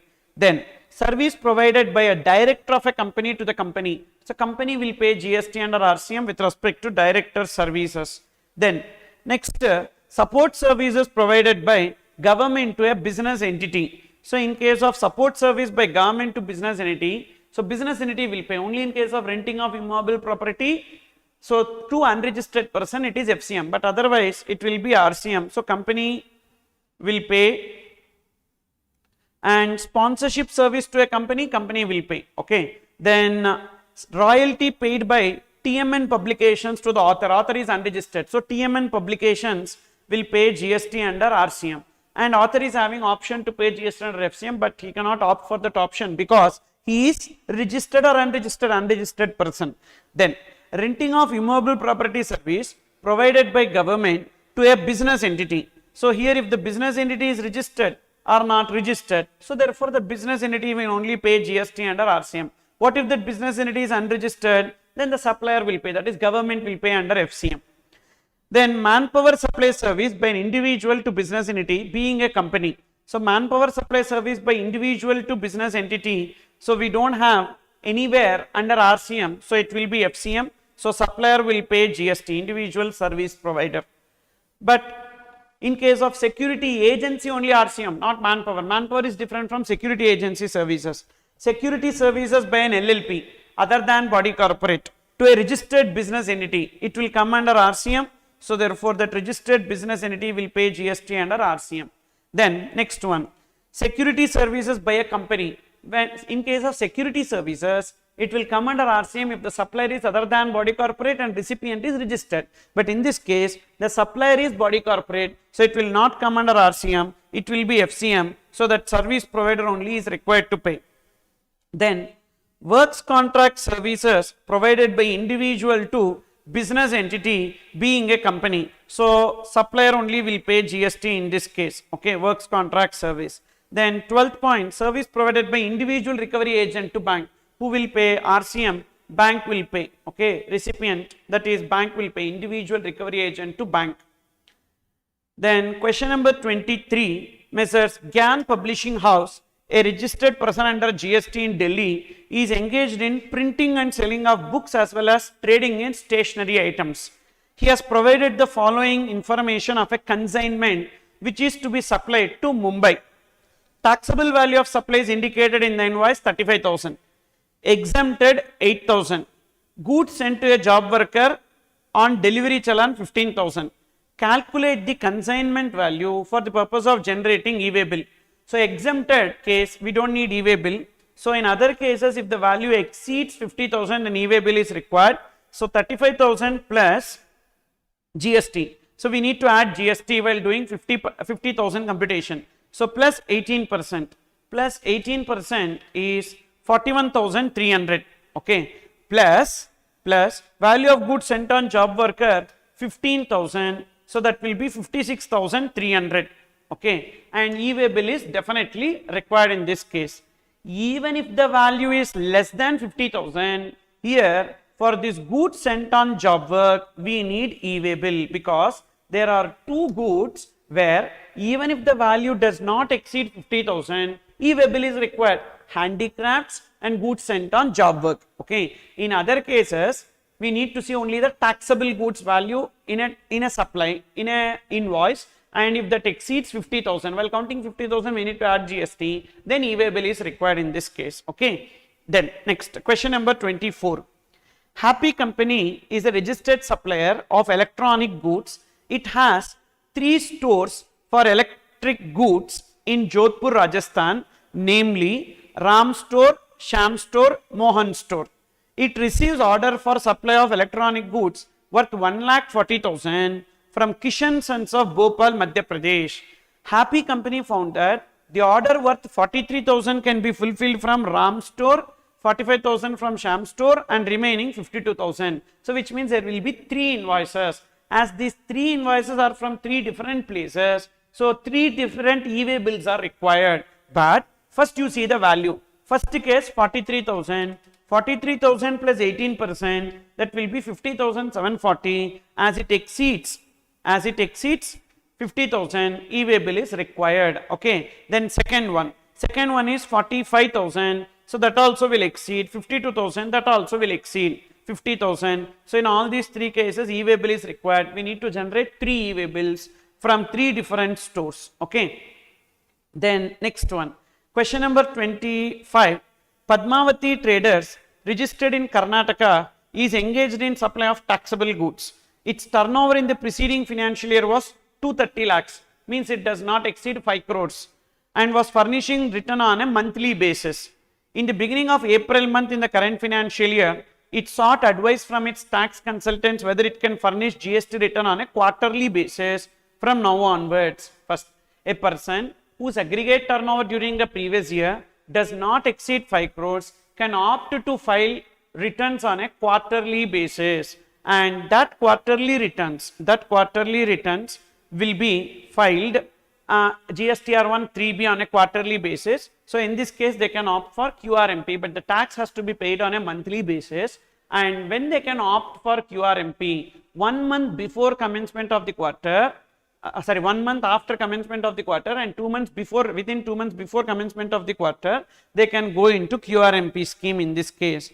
And Dua consultants advised Padmavat Traders that it cannot furnish its return on quarterly basis, as the GST law does not provide for quarterly return under any circumstances. Discuss the technical veracity of the advice given by Dua consultants. No, so they can file returns on a quarterly basis, and we need to write the provisions related to that. What is the time limit for GSTR1? What is the time limit for GSTR1? 13th of the month following every quarter, and 3B 22nd or 24th of the month following every quarter. And they will be required to, they can also furnish the details of supplies, outward supplies B2B in a invoice furnishing facility, and that has to be done by 13th of the month following every month for the first 2 months. Okay. And their aggregate turnover during previous year should not exceed 5 crores, and current year their aggregate turnover should not exceed 5 crores in any quarter. So like that. And with respect to GSTIN wise, they can decide. Okay, all these informations we need to write. So we'll take a small break, and we completed 25 questions. Okay, first 25 questions, the next 25 questions are there. We'll take a small break, and thereafter we will continue with those next 25 questions. Okay, and meanwhile on these 25 questions so far what we have discussed, if you have any doubts, you just post it. So after the break I will clarify those queries and proceed to the remaining 25 questions.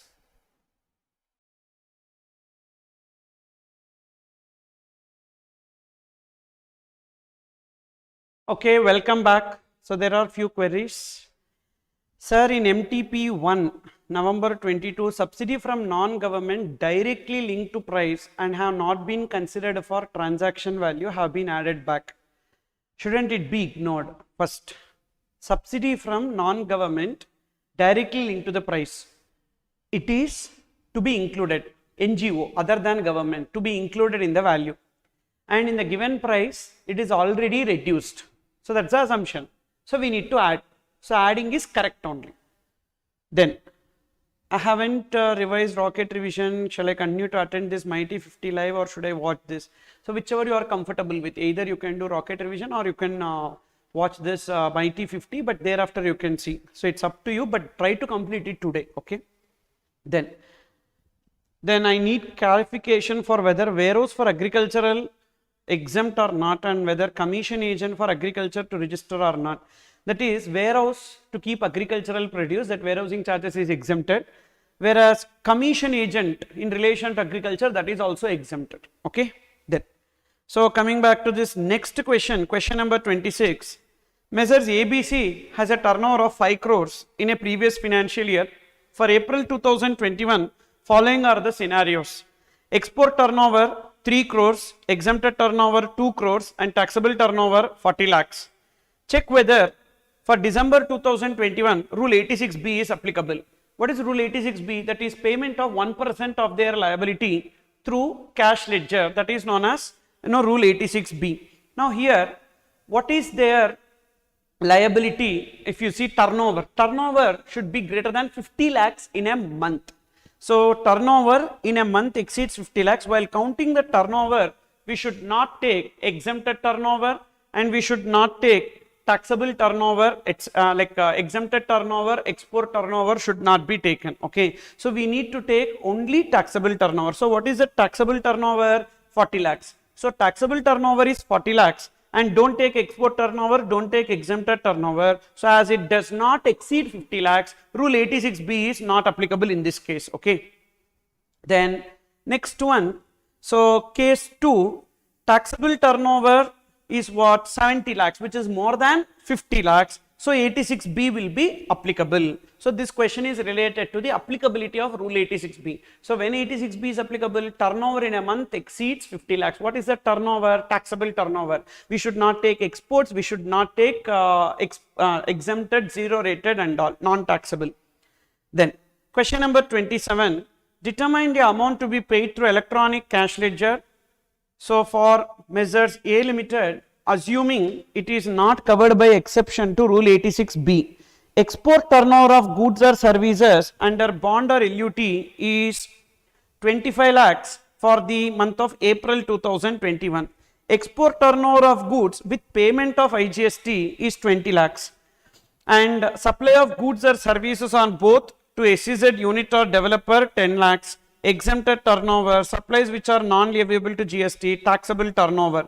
So applicable rate of GST is 18%, input tax credit after considering Rule 36(4) and reversal in Rule 4243, 20 lakhs. First, what is their taxable turnover? Taxable turnover is 1 crore, and on that 1 crore, what is the GST payable? 18%, that is 18 lakhs. Okay. Out of that 18 lakhs, as the taxable turnover exceeds 50 lakhs, out of that 80 lakhs, 90%, 99% they have to pay through credit ledger and 1% they have to pay through cash ledger. So what is 1%? 18,000 they have to pay through cash ledger. Remaining 17,82,000 they can pay through credit ledger. Now what is the balance? 20 lakhs. So from 20 lakhs they will be using 17,82,000. So remaining 2,18,000 will be the balance in the credit ledger that will be available with them. Okay. Then next question, question number 28. Apte and Apte Limited is located in India and holding 51% shares of Wilson Limited, a USA based company. Wilson Limited provides business auxiliary services to Apte and Apte Limited. From the following details, determine the time of supply of Apte and Apte Limited. So in case of transaction between associated enterprises, import of services between associated enterprises. So 51% means they are treated as associated enterprises as per Income Tax Act. In case of import of services between associated enterprises, the time of supply will be the date on which payment is made by the recipient or date of entry in the books of recipient, whichever is earlier. What is the date on which payment is made? 23/3/2021. What is the date on which entry is made? Debit in the books of accounts of Apte and Apte Limited. That is 30/12/2020. Whichever is earlier, 30/12/2020. Date of entry in the books of accounts of recipient or date of payment, whichever is earlier. Then, next question number 29. Neelkant Private Limited, a registered supplier of goods and services at Kolkata, has furnished the following information for the month of February.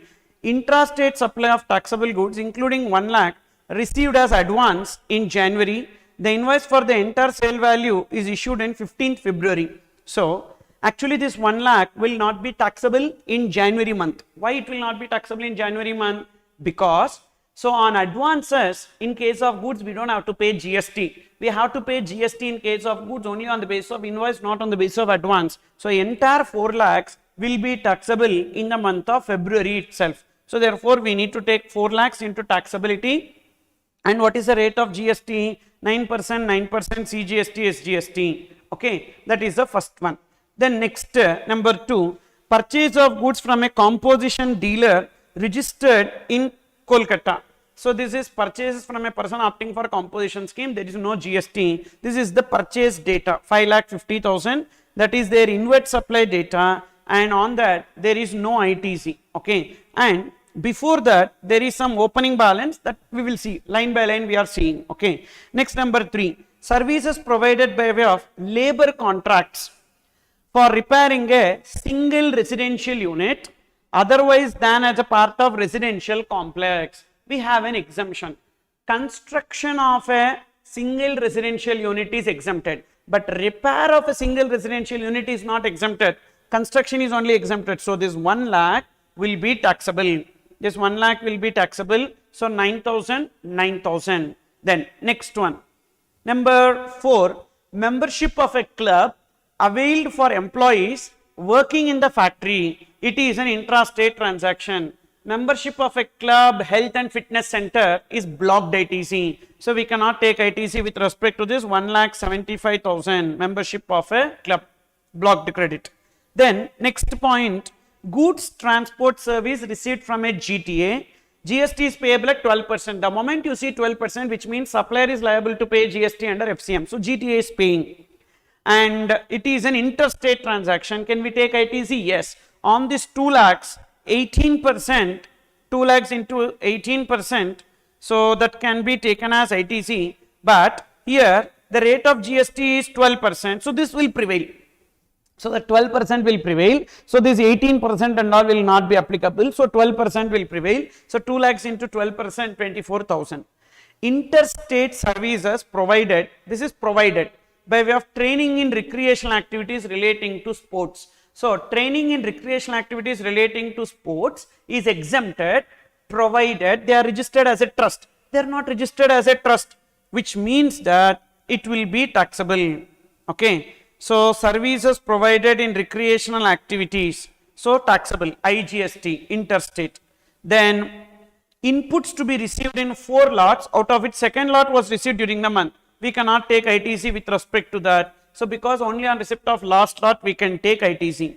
Then next one, opening balance of ITC, CGST, IGST 57,000 and 50,000. Okay. Now, we have got what is our total liability. Our total liability, if you see, one second, one more point we missed. Yes, interstate security service provided to ABC Senior Secondary School for their annual day function organized in Fintech's auditorium outside the school campus. See, security and housekeeping services will be exempted provided to a school within the campus. If it is provided outside the campus, that is not exempted, that will be taxable. Okay, remember this important point. So, 15,000 taxable into 18%, 2,700. So, this is their gross liability. 45, 4,500. And what is the ITC? 57,000, nil and 74,000. First, we need to exhaust IGST credit. So 74,000 will be used for payment of 4,500. 74,000 will be used for payment of 4,500. Now what is left? 69,500. In that, for SGST we don't have credit at all, so use it for payment of SGST minus 45,000. Thereafter balance you use for payment of CGST. Why are we doing this? Because SGST don't have any credit, so that's why majorly we are using for SGST. Then the balance we are using for payment of CGST. Therefore, CGST, SGST, everything will be nil, and we have a excess carry forward credit. So CGST excess credit carried forward 20,500. So this is the minimum cash outflow point. Okay. Then question number 30. Rimjim sales, a registered supplier receives 100 invoices for inward supply of goods or services involving GST of 10 lakhs from various suppliers during the month of January 2022. Out of 100 invoices, details of 80 invoices involving GST of 6 lakhs have been furnished by the suppliers in their respective GSTR 1. So, what for your exam, November 22 exam, only matched ITC can be taken. What is matched ITC? 6 lakhs is only matched ITC. Okay. Compute the ITC that can be availed in 3B for the month of Jan 2022. So, only 6 lakhs can be taken. What about this 4 lakhs? 20 invoices not furnished, we cannot take that as ITC. Only 6 lakhs can be taken as ITC because only those invoices which are reported by suppliers in their GSTR 1 filed by the due date, that is important, filed by the due date will only be reflected in GSTR 2B, that can only be taken as credit for that period and utilized for payment of their liability. Okay. Then question number 31. Examine whether the supplier of goods is liable to get registered in the following independent cases. Rudra Builders of Rohini, Delhi is exclusively engaged in intrastate supply of building bricks. Its aggregate turnover in the current financial year is 23 lakhs. So, in case of a person engaged in supply of pan masala, tobacco and tobacco products, then ice cream, edible ice, now the latest amendment, bricks and roofing tiles, 40 lakhs limit is not applicable. So 20 lakhs limit only. So therefore they need to get registered as their aggregate turnover exceeds 20 lakhs. So 40 lakhs limit is not applicable in that case. So 20 lakhs limit is only applicable. So they need to register under GST as its turnover is more than the threshold limit. Okay. Then next, second, Hira of Himachal Pradesh is exclusively engaged in intrastate taxable supply of footwear. His turnover in the current financial year from Himachal Pradesh showroom is 32 lakhs. He has another showroom in Nagaland with a turnover of 11 lakhs. So Nagaland, they are making taxable supplies in Nagaland. Then the applicable threshold limit is only 10 lakhs. Their applicable threshold limit is only 10 lakhs. As it exceeds 10 lakhs, as their aggregate turnover exceeds 10 lakhs, they need to register in both the states, that is Himachal Pradesh as well as in Nagaland. Okay.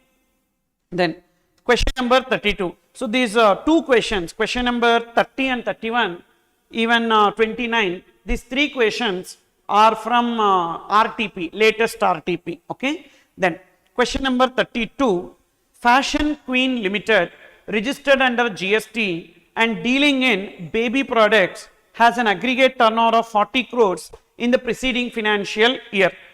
The tax consultant of Fashion Queen Limited advised it to issue e-invoices mandatorily.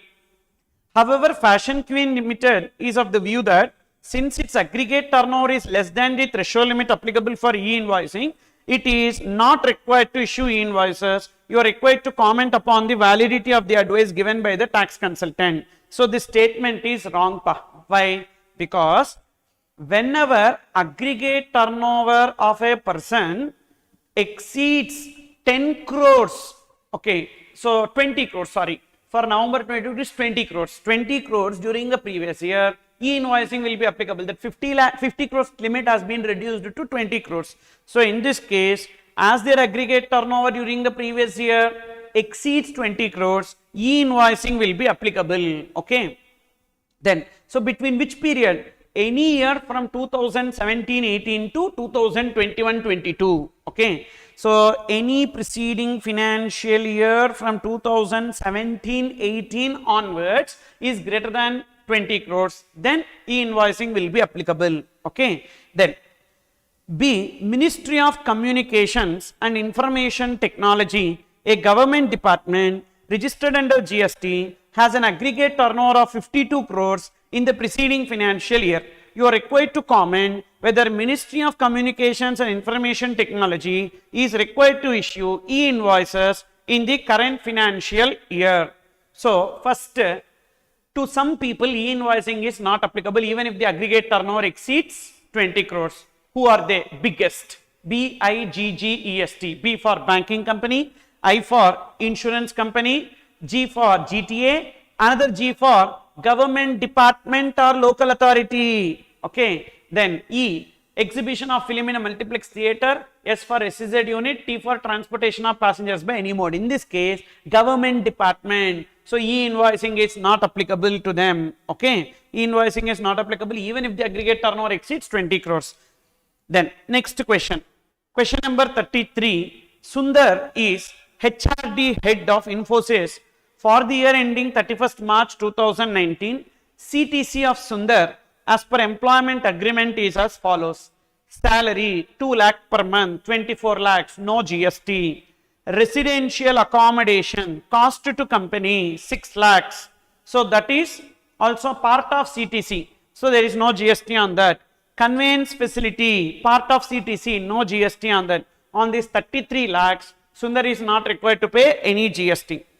On January 1, 2019, Infosys gives a new car to Sundar worth rupees 12 lakhs. Gift of car is not covered by CTC as well as employment agreement. Okay. So now in this case, gift value exceeds 50 lakhs. Then definitely this will attract GST. Okay. In the hands of whom? Infosys, not in the hands of Sundar. Now, so rent received on account of renting of. So now Sundar owns a commercial flat. He has given it on rent to Infosys. Monthly rent is 3 lakhs. On that, Sundar is required to pay GST under FCM provided Sundar is registered. Rent received on account of renting of commercial flat by Sundar. So that will be taxable. That will be taxable. Okay. Then salary received, not a supply. Then what will be taxable in the hands of Infosys?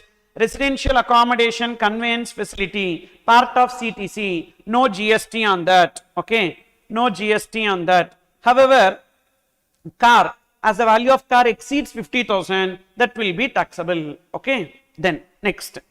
Question number 34. Shivaji Private Limited, a registered supplier, supplies the following goods and services for construction of buildings and complexes. Excavators for required period at a per hour rate.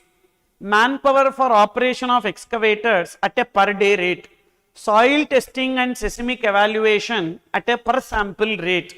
The excavators are invariably hired out along with the operators. Similarly, excavator operators are supplied only when the excavator is hired out, which means these excavators and manpower supply will come under composite supply. Will come under composite supply. Okay, will come under composite supply. Then, so what is the principal supply? Excavators, renting of excavators. So renting of excavators is at 12%. So therefore, the entire amount will be taxable at 12%. Which one? Higher charges for excavators and manpower, 20,000. So 18,20,000 will be taxable at 12%. Okay. Whereas the other one, if you see, soil testing, that is independent. So that will be taxable at 18%. That will be taxable at 18%. Okay. So that is this question. So this question is based on composite supply, mixed supply. Then question number 35. Andes Private Limited, a registered supplier, manufactures product A and B. While A is taxable under forward charge, B is taxable under reverse charge. The following details are provided in relation to two individual supplies of products A and B made by the company. So we have multiple points here. So now what we need to do is that first A, product A, if you take, it will be taxable under FCM. for goods covered under FCM, what is the time of supply? Here, what is it we need to determine? Time of supply of goods. For goods covered under FCM, as per 12 subsection 2, it is due date of invoice or actual date of invoice, whichever is earlier. Now, what is the due date of invoice? If supply involves movement of goods at the time of removal, if supply does not involve movement of goods at the time of delivery. Here, we need to see whether supply involves movement of goods or supply does not involve movement of goods. First, if you see here, product A, supply of product A. So, payment has been mentioned by here. So, product A, wherever is there, that alone you see. Payment 1 lakh made by buyer for supply of A to be delivered in the month of March. Means what? Supply involves movement of goods. So, at the time of removal, so product A manufactured and removed 5th March, that will be taken as the due date of invoice. Then what is the actual date of invoice for product A? 4th March, actual date of invoice. We don't have to read everything. Whatever relevant information, that alone we need to take. So, due date of invoice or actual date of invoice, whichever is earlier. Which is earlier? 4th March. So, 4th March will be taken as the time of supply in this case. Okay. So, 4th March. Therefore, the time of supply for product A, which is taxable under FCM, is 4th March. Okay. Now, RCM. In case of product B, RCM. So, for RCM, what is the provision? 12 subsection 3, which says the date of receipt of goods, the date on which payment is made to supplier, or 31st day from the date of invoice. Okay, first. So, here the payment is made for product B. If you see, what is the invoice for product B? 4 lakhs. What is the payment made for product B? Already here, if you see, advance 2 lakhs is paid. 2 lakhs made by buyer for B. Okay, next 2 lakhs is made on 1st April. Okay, so therefore, if you see, invoice is 4 lakhs, whereas first payment is made for 2 lakhs, next payment is made for remaining 2 lakhs. Now, there will be 2 time of supplies. First payment. So, what are the 3 dates we need to know? Date of receipt, then date of payment, and 31st day from date of invoice for first 2 lakhs. What is the date of receipt of goods? When product B has been received, receipt of product B. So, on 23rd March. So, 23rd March you take, 23rd March. Then, what is the date of payment? So, first payment is which date? 17th February. Date of payment 17th February. And 31st day from the date of invoice. So, what is the date of invoice? Invoice for product B is 11th March. From 11th March, 31st day. So, 31 minus 11. So, that will be 20 days in March. And then we have 11 days in April. So, 11th April, whichever is earlier. So, 17th February. Then for the remaining 2 lakhs, first date will be same, 23rd March. Date of payment 1st April, and 31st day from the date of invoice 11th April, whichever is earlier.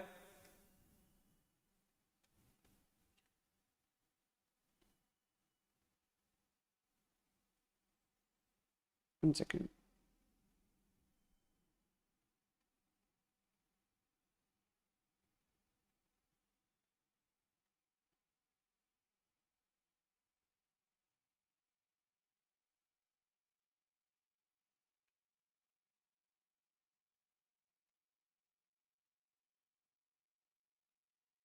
So, we need to take 11th April. So, whichever is earlier will be 23rd March. So, 17th February, 23rd March. That is the answer. 17th February.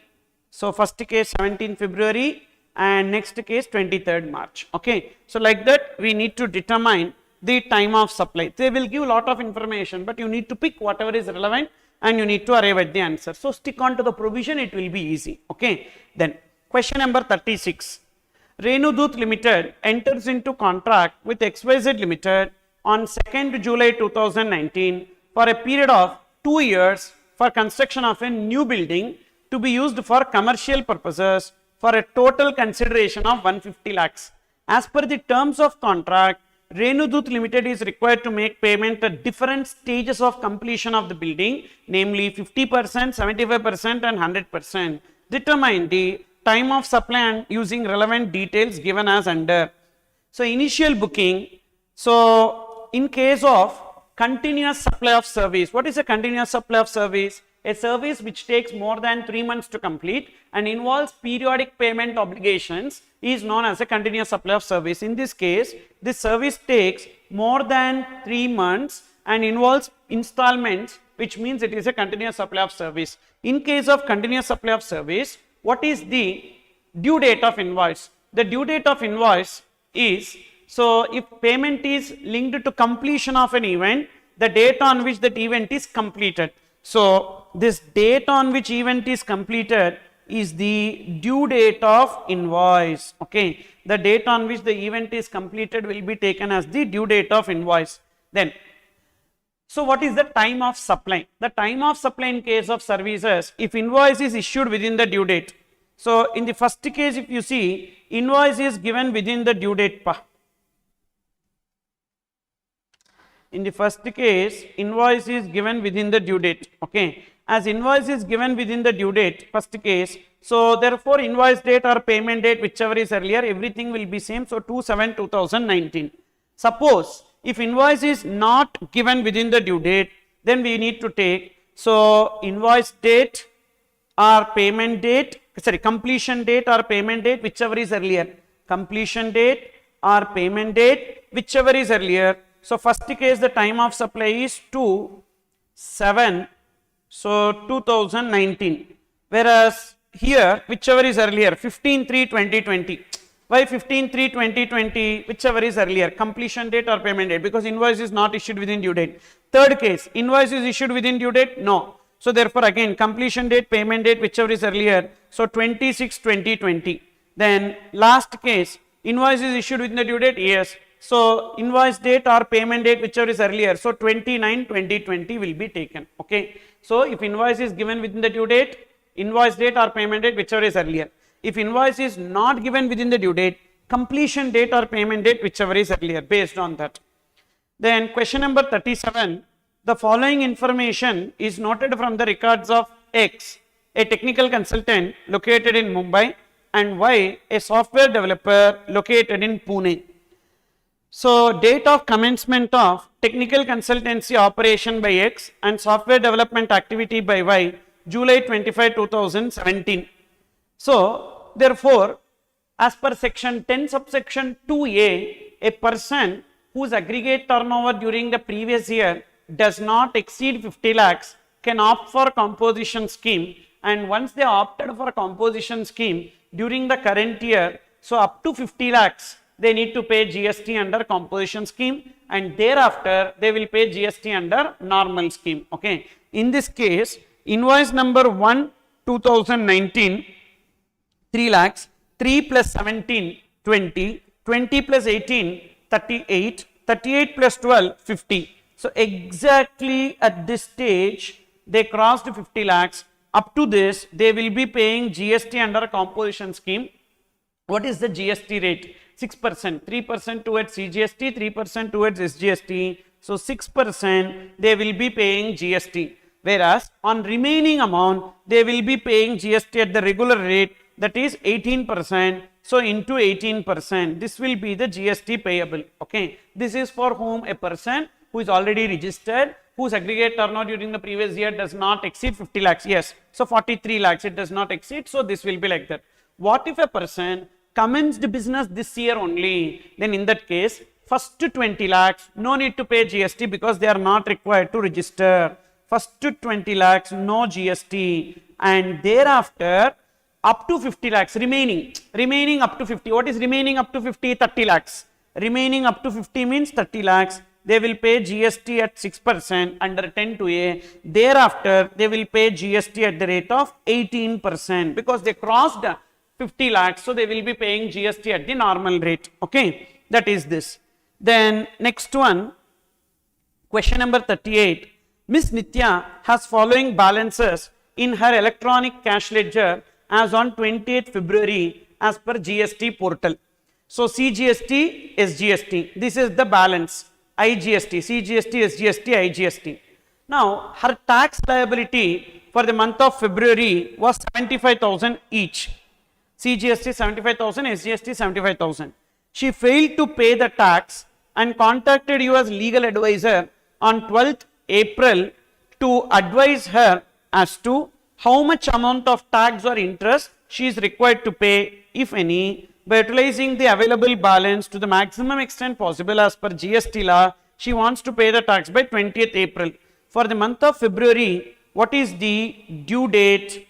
The due date is 20th of March.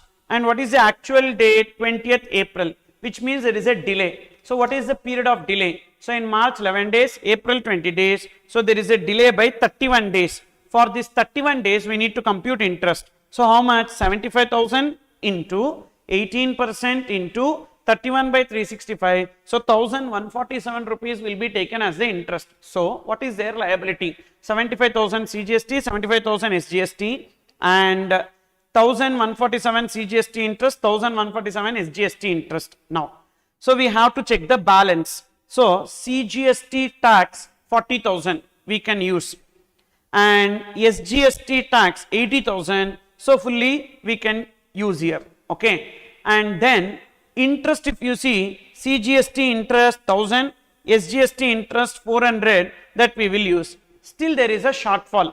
What is that? CGST tax 35, CGST interest 147, SGST tax nil, SGST interest 747. So these amounts we can use from any other head. Okay, previously we need to make a deposit, but now there is one form GST PMT 9. Using that we can shift the balance. So 35,000 we need. That 35,000 we can take from IGST tax. Okay, IGST tax we have 45,000 that can be used for payment of this 35,000. Then 147 rupees we need. So in CGST itself, under penalty we have 800 that can be used for payment of 147. Then SGST 747, under SGST, so tax we have extra 5,000, so that can be used, or from penalty anywhere we can use for payment of this SGST interest. Okay, but for that we need to file one form, that is form GST PMT 9 for shifting the balances in the electronic cash ledger. Then question number 39, Messrs A to Z, a proprietary firm registered under GST, is engaged in providing various services under one roof. The firm provides the following information pertaining to supplies made or input services availed by it during the month of March 2022. Amount received from loading, unloading, packing and warehousing of potato chips. Potato chips are not agricultural produce. So as it is not agricultural produce, any service in relation to agricultural produce is only exempted. In this case, as it is not in relation to agricultural produce, so this will be taxable. Okay, this will be taxable. This 15,000 will be taxable. Fees paid for yoga camp conducted by a charitable trust registered under section 12AA of the Income Tax Act for employees of the firm, 20,000. So this 20,000 yoga, so advancement of religion yoga is actually exempted. Okay, then interest received on fixed deposit, interest on loans, advances, deposits is exempted. Then professional services provided to foreign diplomatic mission located in India, so that will be taxable. We don't have. Suppose if it is services provided by them, then it is exempted, but if it is provided to them, that will be taxable. Recovery agent service provided to ABC Finance Limited and NBFC. In that case, liability to pay GST is on NBFC, so it will not be taxable in the hands of A to Z proprietary firm. Understood? Then next one, security service provided to XYZ Limited, a registered person. In case of security services, supplier should be other than body corporate, yes, and recipient should be registered, yes, then it will be taxable in the hands of recipient. So in these two cases, it will be RCM. So it will be taxable under RCM in the hands of recipient. Receipts from running a educational institution, including receipts for providing residential dwelling, 18,20,000. So services, any service provided by an education institution to its students, faculty and staff is exempted. So therefore this 35 lakhs is exempted. Then supply value including cost of fuel for providing renting of motor vehicle service to NPS. So in case of renting of vehicle, the rate of GST is CGST 2.5, SGST 2.55. So supplier should be other than body corporate, yes. Recipient should be body corporate, yes. And the rate of GST 5%, yes. So it will not be taxable in the hands of supplier, but in the hands of recipient under RCM. So that's what we need to write the notes clearly, okay. Then next question number 40, in case of transactions at 1 and 2 below, determine whether the amounts received are liable to GST. Briefly explain the applicable statutory provisions in support of your conclusions. ABC Limited, a registered bank, recovered check discounting charges of 5,250 from a customer C and Co. So these charges will be coming under exempted because interest on loans, advances, deposits, interest on loans, advances, deposits for delay in receipt of consideration, interest on loans, advances or deposits for delay in receipt of consideration is treated as supply, is exempted, correct? So therefore it is discount, so it is exempted, this 5,250. Then T Limited, a dealer in air conditioner, supply each unit at a list price of 30,000 per unit. He also has a EMI scheme where the customer can take delivery of the air conditioner on a monthly EMI of 10,500 payable in 3 installments. T Limited charges 600 extra for any delay in payment of monthly installment, and this amount was recovered from customer Venkat for delay in payment of his second installment. Now in this case, so dealer in air conditioner supplies at a list price of 30,000 and they are giving EMI scheme. So this 10,500 payable in 3 installments. So 10,500 payable in 3 installments means total 31,500. So the 1,500 rupees received will be covered under interest on account of delay in receipt of consideration and it will be chargeable to GST, okay. Then so they charge 600 extra for delay in payment of monthly installment, that is also chargeable to GST. So penal interest received for delay in receipt of installment in case of hire purchase transaction chargeable to GST. So it is, what if it is hire purchase financing? If it is hire purchase financing, so then that interest will be exempted, okay. Then next question number 41, Mangesh Enterprises Goa, a registered supplier, has made the following supplies in the month of February 2022. Supply of guest house accommodation with facilities of cooling, heating, internet and parking to customers on a daily rentals of 1,500. Mangesh Enterprises has 20 guest suites. During the month, there was 50% occupancy. Catering and food service were supplied separately to those who opted for it at a cost of 500 rupees per day of occupancy. Total amount collected for catering and food service was 70,000 rupees. Okay. Now, in this case, what will happen? So, catering and food service were supplied separately to those who opted for it, which means it will not be coming under composite supply because it is optional to pay for the food. So, therefore, here, what is the guest house charges? Renting of guest house 18%, food catering 5%. Now, what we need to do? How much ever amount collected for guest house. So, supply of guest house, so parking on a daily rental 1,500 and what is the occupancy? So, 20 guest house, there was 50% occupancy during the month. So, what is the month? February 2022 means how many days in February 2022? 28 days into 20 guest suites into 50% occupancy and from each person they collected 1,500. So, if the amount does not exceed 1,000, it is exempted, but it exceeds 1,000 per day. So, therefore, entirely it will be taxable. Okay. On that 18%, 75,600. Whereas, on catering service, 70,000, the GST is payable at the rate applicable to catering. Don't apply composite supply, mixed supply here because it is optional for catering. So, catering is at what rate? 5%. So, that will be taxable at 5%, 3,500. Then Next question. Supplied monthly air conditioner maintenance service intrastate to a software company under a contract effective from 1st February for 6 months. So, continuous supply of service. According to the terms of service in the contract, the software company is liable to pay service charges of 12,000 for the entire period plus cost of spares and replacement at actuals. So, taxes are separate and payable in accordance with the statute. Mangesh Enterprise is yet to raise invoice, though service was provided for February. So, here amount is payable in entirety. So, only when a service takes more than 3 months to complete and involves periodic payment obligation, then only it is continuous supply of service. In the present case, there is no information regarding the time at which such payment is to be received, whether monthly or what. So, therefore, it will be coming under normal services. For normal services, what is the time limit to issue invoice? Within 30 days from the date of completion. So, when the service is completed, so 1st February for 6 months. So, therefore, the service gets completed. So, 6 months from 1st February. So, thereafter within 30 days, we need to give the invoice. Okay, that is this.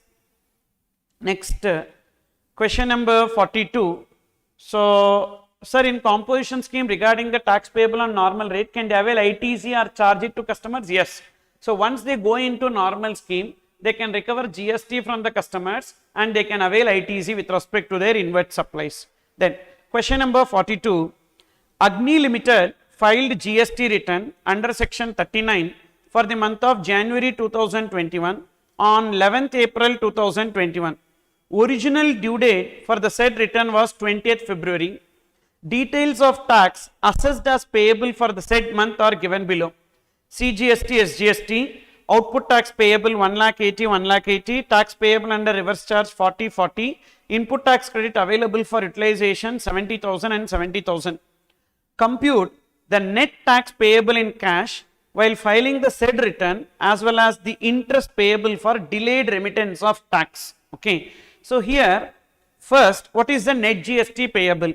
1,80,000 is the gross liability, and we can use the input tax credit for payment of this liability. So, what is the input tax credit available for utilization? 70,000. So, 1,80,000 and 1,80,000, okay, minus 70. So, 1,10,000, 1,10,000. Now, whatever is their RCM liability, RCM liability is 40,000 and 40,000. So, that is 1,50,000 and 1,50,000 is their liability on which they need to compute the interest. Okay, say this, compute the net tax payable. So, the net tax payable will be 1,50,000, 1,50,000. Assuming the company has a ITC balance of 2,50,000 each under CGST, SGST, compute the interest payable if the entire tax due for the said month was paid through electronic credit ledger to the extent possible. Okay. Now, what is the credit balance that they have? 2,50,000 each under CGST, SGST for the said month. Okay. Compute the interest payable if the entire tax due for the said month was paid through electronic credit ledger to the extent possible as per the provisions of the Act. Okay. Now, if you see here, so this credit available for utilization 70,000, 70,000. Okay. So, but they have lot of ITC. So, first case net GST payable will be 1,50,000, 1,50,000. But they have credit 2,50,000, 2,50,000 means this FCM liability 1,10,000, 1,10,000 they can pay using the 2,50,000, 2,50,000.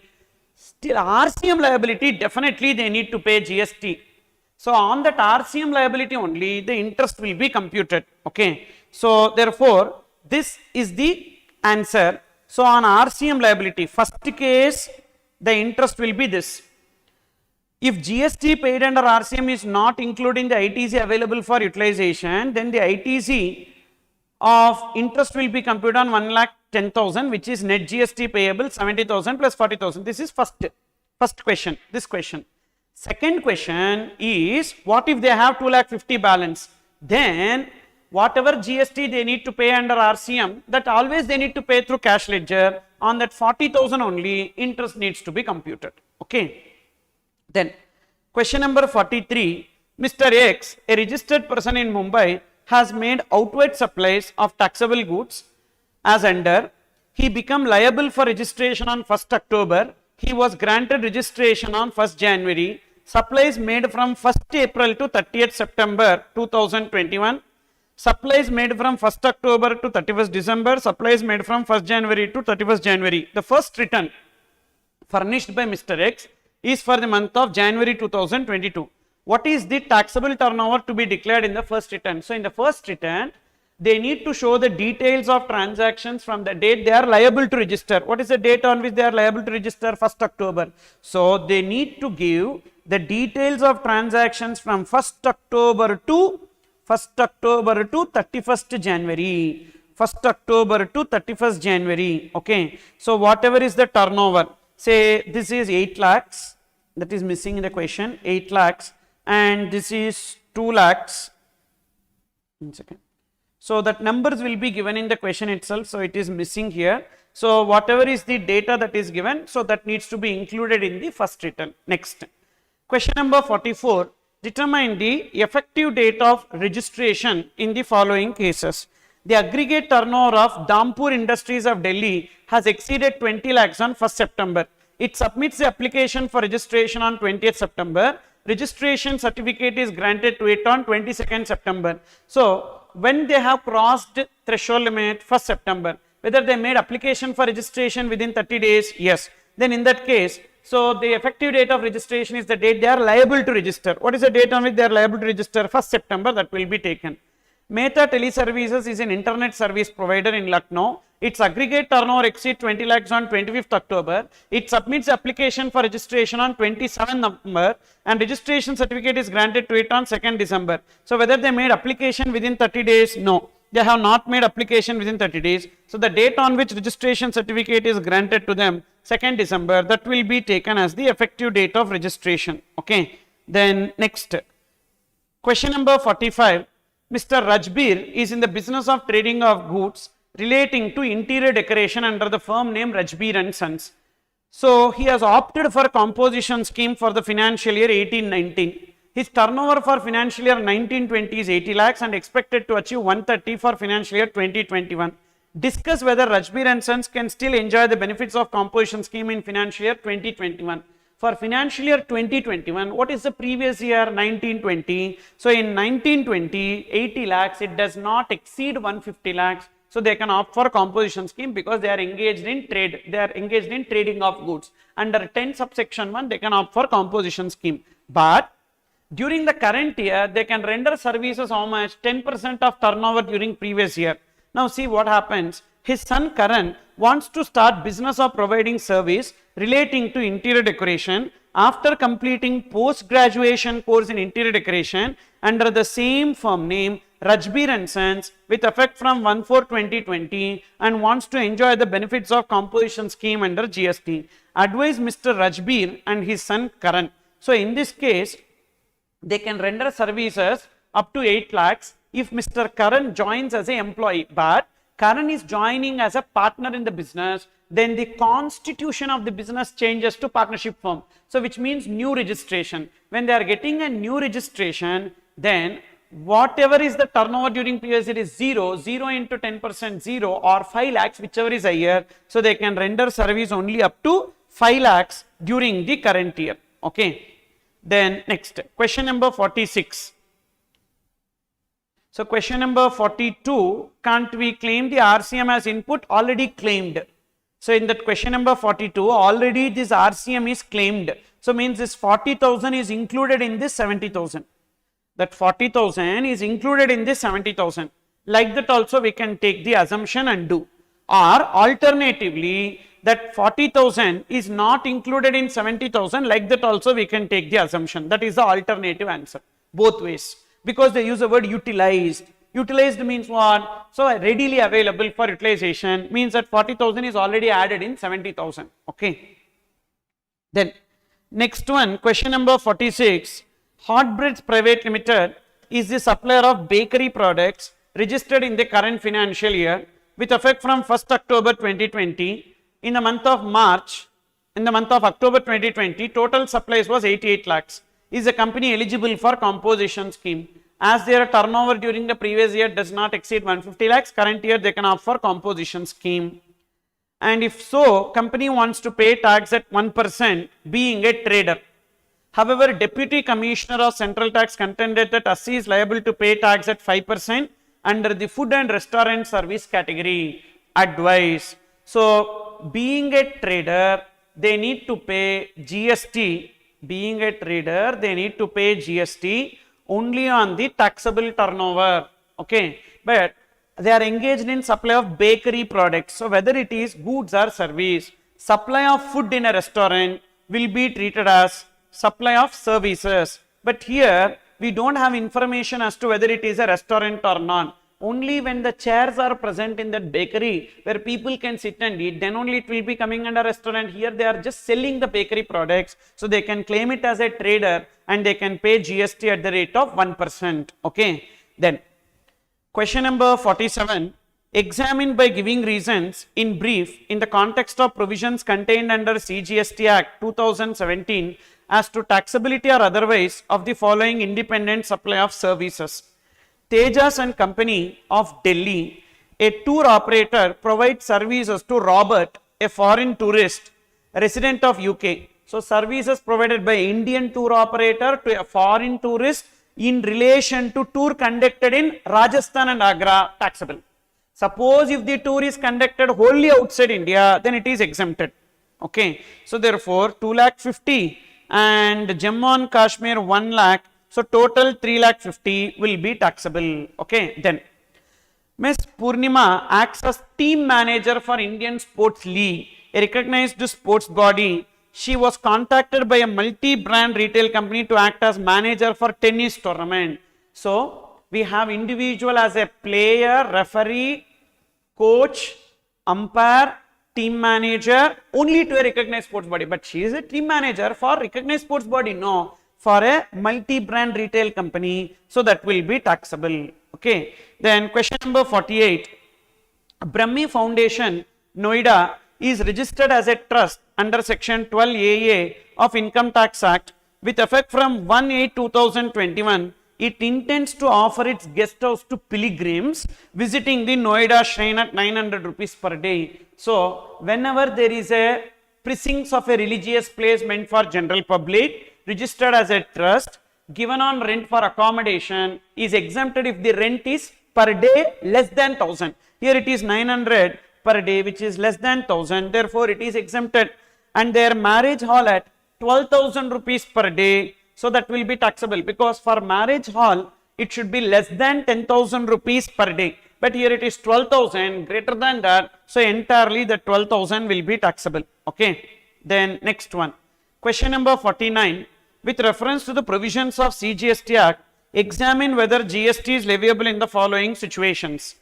Government of Rajasthan has provided services to ABC Limited of Rajasthan in the month of November for a consideration of 50,000. The turnover of ABC Limited in the financial year 2021 was 18 lakhs. Services provided to a business entity whose turnover during the previous year does not exceed threshold limit is exempted. Okay. Then, Government of Rajasthan has provided services to XYZ Limited in the month of November for a consideration of 5,000. The turnover of XYZ in the financial year 2021 was 28 lakhs. As the aggregate turnover exceeds threshold limit, this will be taxable, and here liability to pay GST is on XYZ Limited. Then, Jaipur Municipal Corporation has awarded a contract for construction of road to PQR, and PQR failed to perform the contract, paid liquidated damages. Consideration for tolerating an act is exempted. Government receiving money with respect to consideration for tolerating an act. Then, XYZ has applied for registration under Companies Act to Registrar of Companies Rajasthan and has paid registration fees of 13,85,510. That is also exempted. That is, registration charges under any law for the time being in force is exempted. Delhi government has charged 50 lakhs from Agrocare Limited for allocation of natural resource for agricultural purposes. This will be taxable because assignment of right to utilize natural resources to an individual farmer is only exempted. In this case, it is to Agrocare Limited. That's why it is taxable under RCM. XYZ Limited has paid to Customs Department 50,000 on account of merchant overtime charges. Merchant overtime charges collected is exempted.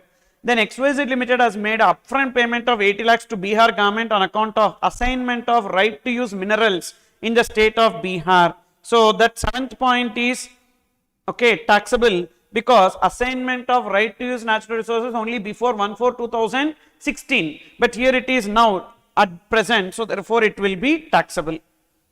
Then last question, Asper Limited enters into contract with Beta Limited for execution of works contract for 50 lakhs, excluding taxes for following activities pertaining to construction of a complex. Determine whether the following activities fall under the ambit of works contract. Erection and installation of structural design to the complex which involved material.